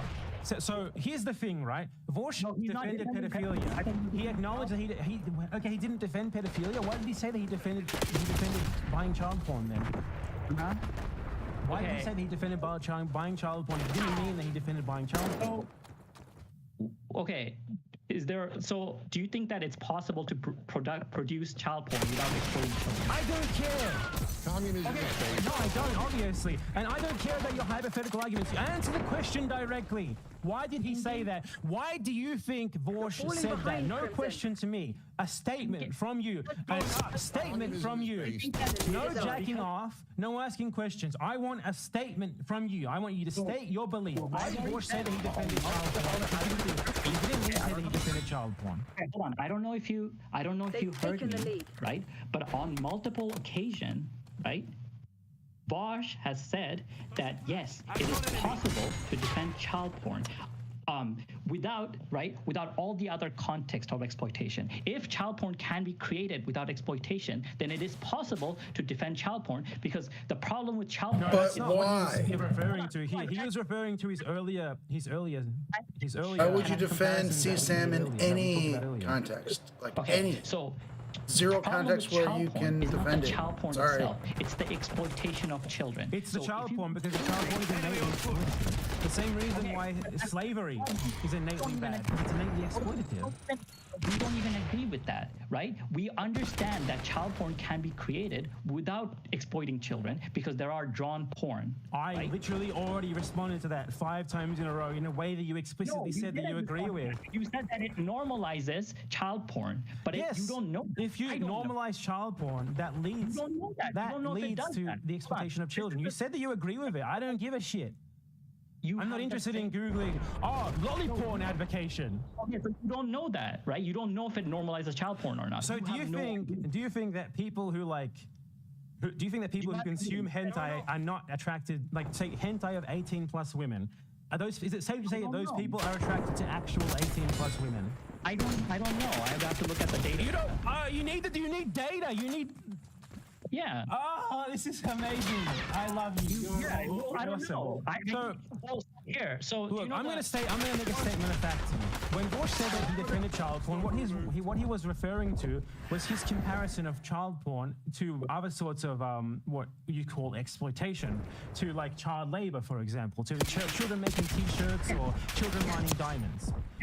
So do you see how equivocating or comparing child porn with those things is a defense of child porn, because it's comparing it to things that it's not actually comparable to, and therefore normalizing it, because because as Vorsh argued multiple times, as I said earlier, Vorsh argued, right, that as long as child labor is illegal, it would be more morally consistent for child porn to also be legal.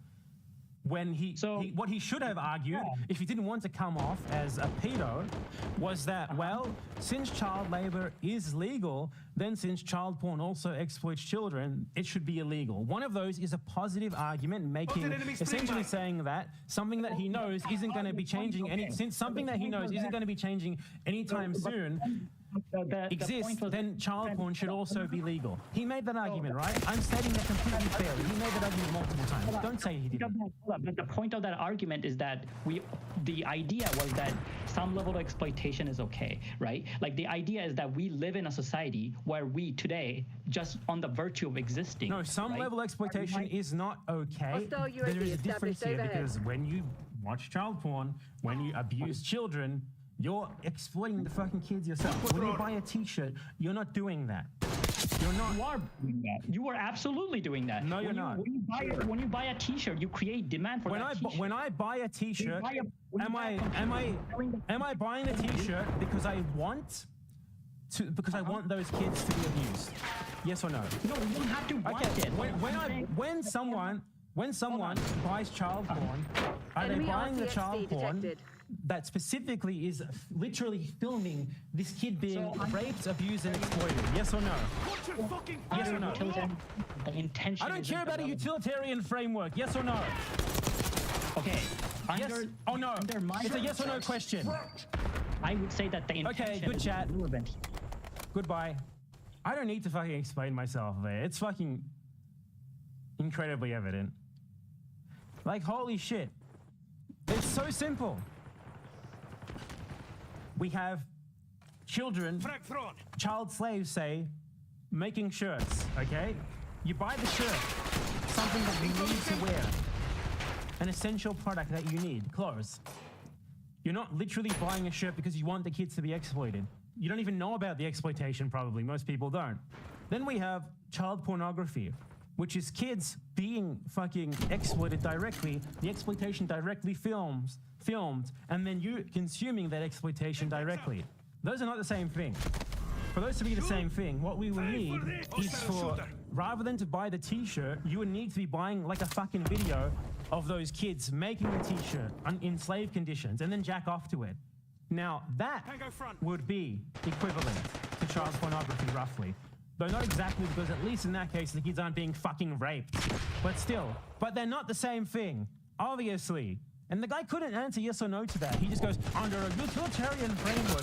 Do you see how these people are fucking just a bunch of suits? It's people talking about, like, philosophy because they read the Wikipedia article for utilitarianism once. It's just so tiring. It's everything possible to avoid talking about anything actionable, anything material, anything real. Worthless, not even intellectual posturing. It's pseudo-intellectual posturing. I talk about things on my channel that are real, that are material, that you can point to fucking facts on. Child porn isn't a hypothetical. Child porn literally exists. It's a real problem that exists in the world. The Holocaust isn't a hypothetical. It's a real thing that actually happened. These people don't care about anything. That guy did everything possible to move the conversation away from talking about the fucking thing that we were supposed to be talking about. So many random fucking tangents, like under utilitarian framework. I don't fucking care. You could use utilitarian framework to fucking justify anything depending on what you believe was better or not, what you believe is more beneficial or not. You could use a utilitarian framework to justify Nazism if you were a fucking Nazi who believed that the Nazis could better use the Lebensraum in the East than the people who live there already. Therefore, under utilitarian framework, according to Mr. Nazi here, that would be a net good because they would better use the land. This is literally the arguments that colonists use to justify stealing land in the Americas because they would use it better. That's a utilitarian argument. Utilitarianism doesn't define what good is. You really can't define what good is in an easy way. It's also incredibly subjective. So you can take any of these so-called moral frameworks that rely on some sort of idea of what is bad, what is good, what is exploitation, what is it, and just say like, but what if I don't think killing is exploitation? What if I don't think killing is bad? And they just fucking fall apart because they can't actually explain to you why. And I'm not saying that's a good thing. I'm saying that's fucking stupid. That's exactly the reason why. These are worthless fucking arguments to have. Because what's the point? It's all fucking hypothetical. It's all fucking nothing. It's idealism. It's the essence of idealism. There's no point to this sort of discussion. There's no point to talking to that guy. He couldn't respond directly to any... I just wanted him to make a fucking statement. He couldn't. If you respond to everything that the other guy says with a question, you're not trying to have a real discussion. You're just trying to lead them to like some gotcha. Here's the fact, right? What I was trying to say, what that guy just wouldn't let me say. It's so fucking obvious. Bosch said that he defended child porn. We went over that earlier. He irrefutably said that he defended child porn, right?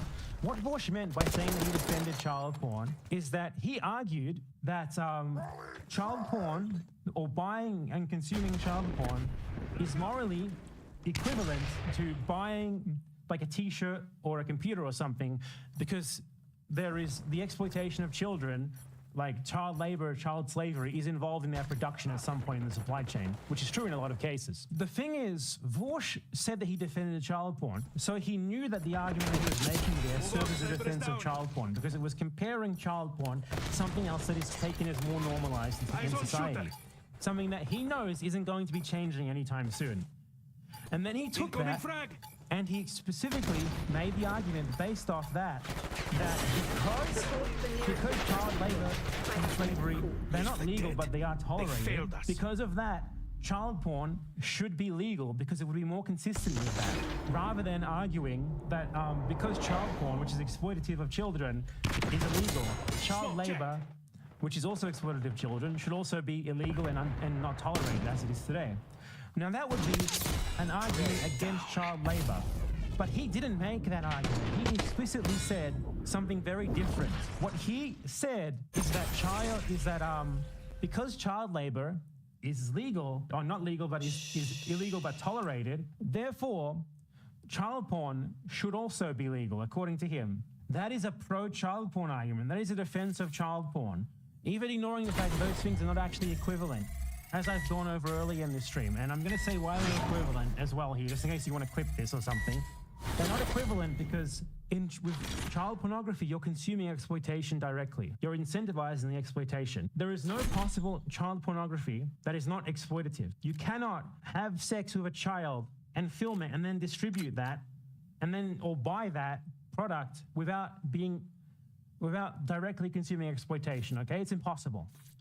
Now, you can make t-shirts without exploitation as well, and when you buy a t-shirt, you're not directly consuming exploitation. You're buying a thing that you need to wear, probably without even knowing about the exploitation. You're not buying it because you want to fucking wank your little ding-dong to the exploitation of children, okay? There you go, that's the difference. There's no defense here. Vorsh knew that what he said was a defense of child pornography, and that's why he said it. That's why he said that he defended child pornography. Let's go over the clip again, where he explicitly says, he responds to someone asking that question. I don't see it in the affirmative. Should consuming child porn be legal? I think that would be, yes, more legal and more ethically consistent. Yes, 100%. Now, the normal way to respond to that question would be, like, even if we accept the complete falsehood that these things are equivalent, they're not, as I did, and therefore by comparing them, you're automatically normalizing child porn, as I've already explained.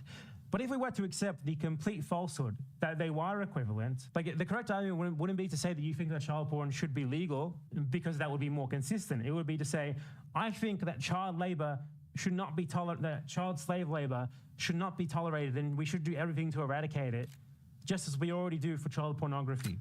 That would be what you would say. He said the complete opposite, okay?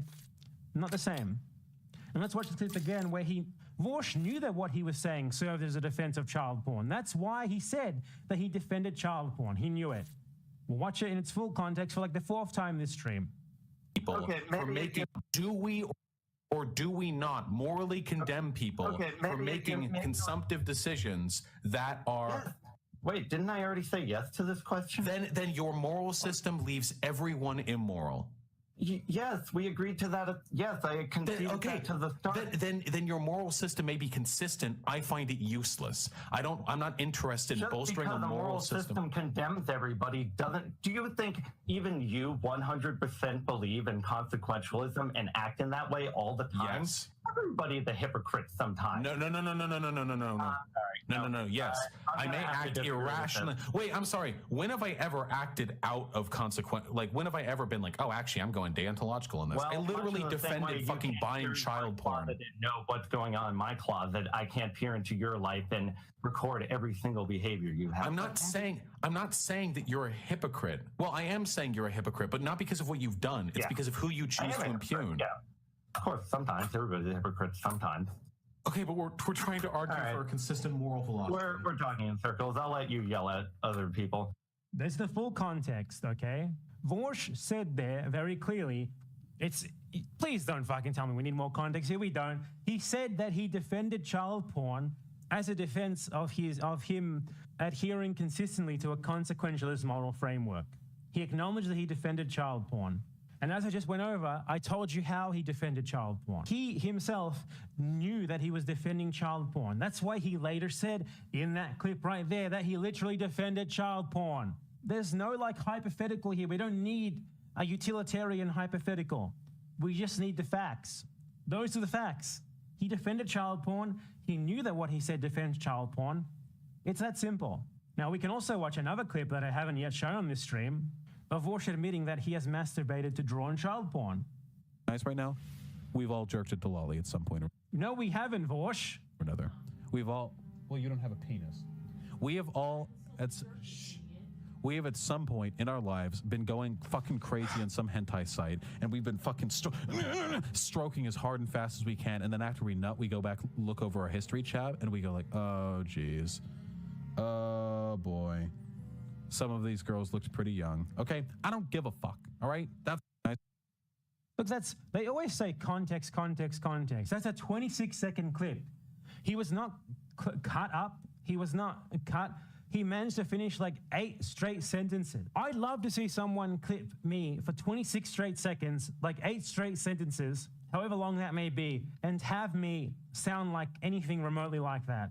So what we have here is Vorsh straight up admitting, he said we, that's a collective pronoun, that he has masturbated to drawn child porn before, and that he seems to think it's a normal thing. He seems to think it's happened to everyone. Doesn't matter if it's accidental or not. If you're aroused by children, that's called pedophilia. If you're aroused by children to the point that you can literally jack yourself off to climax by watching them, that's called pedophilia. Like he acknowledged that he defended child pornography, that his argument is completely wrong and stupid argument served as a defense of child pornography. And he literally said, he admitted right here that he has masturbated to drawn images of children. It's clear as fucking day, man. Like, how do they possibly try to excuse this? It's absurd.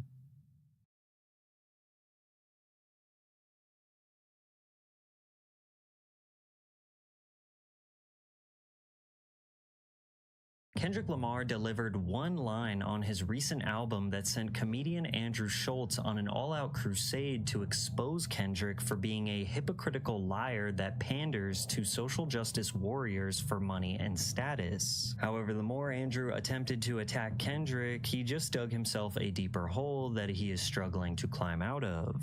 It all started in July of 2024 when Andrew hosted the UK podcast duo Shits and Gigs, whose real names are James and Fuhad. The pair are known to share their unfiltered opinions on sex, friendship, and relationships. And although those were large talking points throughout this pod, Andrew kept obnoxiously forcing race into his questions or topics. Are there black people in the UK that are just black people? I don't know anyone who's ever known a god. Facts. Ever. No idea. But that's like, you're asking the wrong guys. Like, that's the whitest shit. Do they have black ones? Black people love the front like they don't love America, and the second they leave, they be complaining about where the they go. A topic called the Black Girlfriend Effect was brought up and sparked a much larger discussion online, and even Kendrick Lamar chimed in. What is the Black Girlfriend Effect? Oh, you don't know about this? Glow up the other culture. Yeah, so you'll see a guy who's had a black girlfriend, all of a sudden he's got a buzz cut, like clean shape up, his glows up, bro. Yeah, I like that. They shave their hair because they start losing it. Because they're so stressed being around this black girl complaining about shit all the time. That's why they gotta shave their hair. Nah, bro. White guys with black girlfriends, they grow a beard because there's more cushion when they get slapped the out of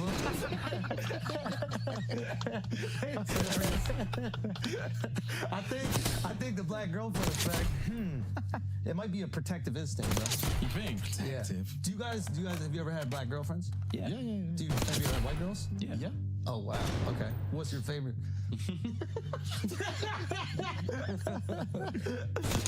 We love them all. Yeah. Oh really? We love them all. Yeah. That means white. Yo, who gets That is white. Translation. Kendrick fans, get him! It's very clear that James and Fuhad's description of the Black Girlfriend Effect was to discuss white guys going through a positive transformation due to them settling down with a black woman. But they didn't make this up out of thin air. There was a trend recently on TikTok where white guys showed their transformations, such as elevating their fashion sense, growing out their facial hair, working out, or investing in self-care in general as a result of dating a black woman. It was a wholesome trend meant to highlight black women, inspiring their partners to be better versions of themselves. And in an attempt to be funny, Andrew decided to take the low road of leaning into tired old stereotypes of black women being mean, angry, and physically aggressive towards their partners. Now, Andrew's audience is very much used to him making jokes about other races and ethnicities, whether it be in his stand-up act or on his podcast. Is that yours right there, bro? Latina? Okay. You gotta be careful with her. You on birth control? Maybe not. Nah, you need certified yes from them, okay? with that pull-out method with Latinas. You come on a Latin girl's stomach, her belly button just opens up and takes that shit in, dog. Like fucking hungry hippos in there, dog. You gotta come on her back. That's why they call them wetbacks. That was a good ad. That's a Mexican right there. Only a Mexican could whistle like a bluebird. No oil money, and you're in the Middle East? Israeli? Oh. They don't have any oil. That's the one bad investment Jews have made. Therefore, he didn't receive much backlash initially, but James and Fuhad's audience were taken aback by Andrew's persistence to keep the conversation about race. They were also disappointed that James and Fuhad laughed at what they deemed as racist jokes. As an American, this is the most ignorant conversation, hyperfixated on race and keeping people segregated based on stereotypes. That's humorous to these people? So unnecessary. They let this guy run too many black jokes. As a black man from the UK, I'm disappointed, I can't lie. Now, it's important to understand that James and Fuhad are known to be relatively non-controversial. They also have a large female fan base. So to see the two laughing at Andrew, a white guy who's making a joke at the expense of black women, rub their audience the wrong way. No one's going after Andrew Schultz because his whole shtick is edgy, offensive comedy. He is trying to be inflammatory. You can't shame a guy who has no shame about what he does in the first place. The fact S&G didn't see this coming a mile off is entirely on them. While James and Fuhad felt the heat from their fans online, they decided to apologize for not checking or reprimanding Andrew for his insensitive jokes. First of all, before we get into like specifics or anything like that, obviously there's just literally no excuse. There is no excuse. Agreed. And fight or flight is a real thing. When you're in those situations, you look at it through a lens of like, bro, if it was me, I promise you I'll stand up, I'll kick them cameras down, I would smack homeboy in the face, I would say this, I'll do that. But when you're in there, you're in shock. You're in shock, and all you want to do is move on. Yeah, bro, move on is the fucking word, bro. All you want to do is move on. Just move on to the next thing. Just move on to the next thing. It is our duty to protect you guys. Facts. And it is definitely not cool to be in that situation. And again, not be the ones to stand up and kick the cameras down. And we f***ed it on that occasion. We did. It's not going to happen again. And it's about being human. It's about realizing that you don't know what you prepared for. You don't know how to prepare for something you don't know that you don't know what's going to happen. Yeah. And once it's happened one time, you're like, all right. You learn from your mistakes, and that's literally you learn from your mistakes. Yeah, we f***ed it, and we're sorry. You definitely do apologize. Some of their fans felt that the apology was genuine. Sure, they laughed at the joke, but Andrew should be the one to blame as he is the one who actually made the joke. Others felt that the apology was insincere and that they still didn't properly acknowledge how hurtful these jokes are to black women. As black women, we get beat down by every demographic, everybody's beaten on black women. Behaviors like the ones that these two have expressed and the ones that we all have experienced in our lives, they are hurtful. It makes us sad. It makes us angry. It makes us feel alone.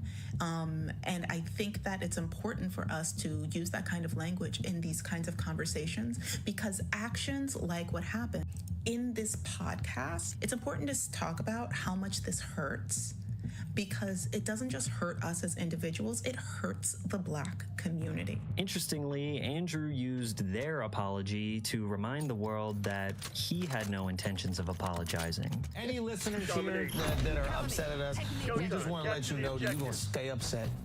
Okay, what we're not going to do is sit here with our cup between our legs, apologizing on the podcast for jokes. Andrew then proceeded to react to and mock James and Fuhad's apology. How many years have you been doing this? 6, 7. The past 7 years, where I've been saying that your people f*** mud. Yeah. And you've been saying that my people f*** sheep. Yeah. I don't feel like we protected you enough. You know what? You're right. And it's our duty to protect people. Scottish people, I just want to say that I apologize to all of you for letting this mud say we Scottish people, I apologize that you're all so ugly that you have to teeth. I apologize for that. Who's the Bravo? It's our duty to protect people. Andrew's co-host, Akash, then proceeds to speak on behalf of black women. Oh, we have black female fans. I appreciate them so much. I think they must be so hurt by this. They're not hurt by this. You don't realize that. You start feeling empathy for people that don't feel bad, that weren't hurt. No black women were offended. The stereotype Andrew said is that black women are angry. Why would they try and stand up for themselves when y'all would just say, yup, look at how angry they are. That's black women for you. It's impossible to fight or debate with someone who really feels that way. You called them abusers, bro. They're not engaging with that nonsense. Akash and Andrew explaining the feelings of black women. Many black women who were fans definitely canceled them. Whether it actually has an effect on the mass of their fan base remains to be seen. Also, I'm the only black woman I know who watches Flagrant. The podcast wasn't noticed because y'all don't have a large black women audience. Somehow the clip went viral and more black women were exposed to it. There's this phenomenon that happens with podcast comedians today where criticism is intertwined with cancel culture and comedians use it as a defense mechanism to essentially win every argument or justify their behavior. A comedian's job is to tell jokes with the goal of making people laugh. On stage, if they make a bad joke, people won't laugh. Maybe even in extreme situations, they might boo the comedian. This is commonly referred to as bombing on stage. When a comedian is bombing, do they start having a TED talk about how they are actually funny and they're just joking and that the audience needs to stop trying to cancel them and chill out? These are just jokes. No. They finish the set and they learn how to make their material better. Today, when comedians like Andrew Schultz get backlash online for bad jokes, they turn it into a think piece. They start casting blame on others for not laughing or understanding the joke. It's because you don't get it, or, oh, this is just cancel culture. And this is especially more common on podcasts because while stand-up is often written and more carefully crafted, podcasts are usually unfiltered conversations that go on for hours, so you're bound to miss a few times. You're bound to tell a few bad jokes, and that's normal. But for Schultz, considering his right-hand man Akash laughs every single time Andrew breathes, you can see why Andrew must think that all of his jokes are crushing with his millions of viewers. You can watch Andrew get a reality check in real time when Shane Gillis straight up told Andrew his joke was not funny, and Schultz immediately started blaming Shane for being politically correct. Bro, Shane actually has been working out, dude. This is fucking crazy. Let's see it. Hold on. That's crazy. Oh my God. Oh, you look good. Is this from West Point? That actually is. Oh, nice. You guys, and you know what? That's his rival's profile picture. Shane, can we click the video? I just want to hear the sound. I just want to hear the sound. It's a zoo. It's a Nah, you look great, dog. I don't think that's funny. But, yeah, I see that. I see why. Like, you don't get it, you mean? No, my guy's nice. By the way. Yeah. That's wow. These guys are awesome. Yeah. They're having fun. Yeah. For you guys to sit here and be like, wait a minute. Let's bring it up and mock them. That's fucked up, dude. That's a dude. We're mocking you. By using them as an insult. Using? Yeah. We're using you. So you're insulting them by saying I look like them? Or you're insulting me by saying I look like them? This is you back in your victim thing. No, I'm not being a victim. I'm saying the jokes you're doing is not, it's not like... It's not PC? That's not cool. You know what's really great? You're making fun of these guys, these Down syndrome dudes, putting out TikTok videos. Now, it doesn't seem that Shane was actually offended. He was trying to just be contrarian for the sake of comedy, but Andrew's reaction was very telling. He was genuinely bent out of shape, getting loud and aggressive towards someone who didn't just mindlessly laugh at one of his jokes. This is exactly how Andrew would react when Kendrick Lamar addressed his feelings towards Andrew's jokes about black women in the song Waxed Out Murals on his new album, GNX.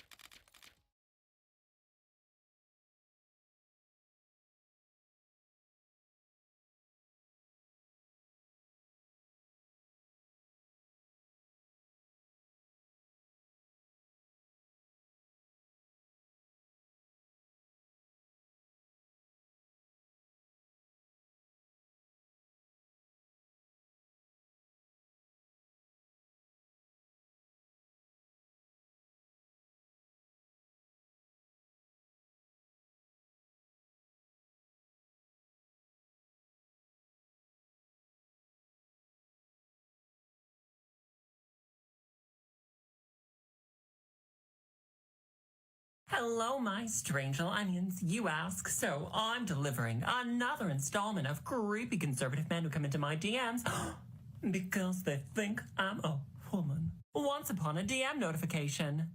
Trick or treat, he said. I did not reply. Trick or treat, he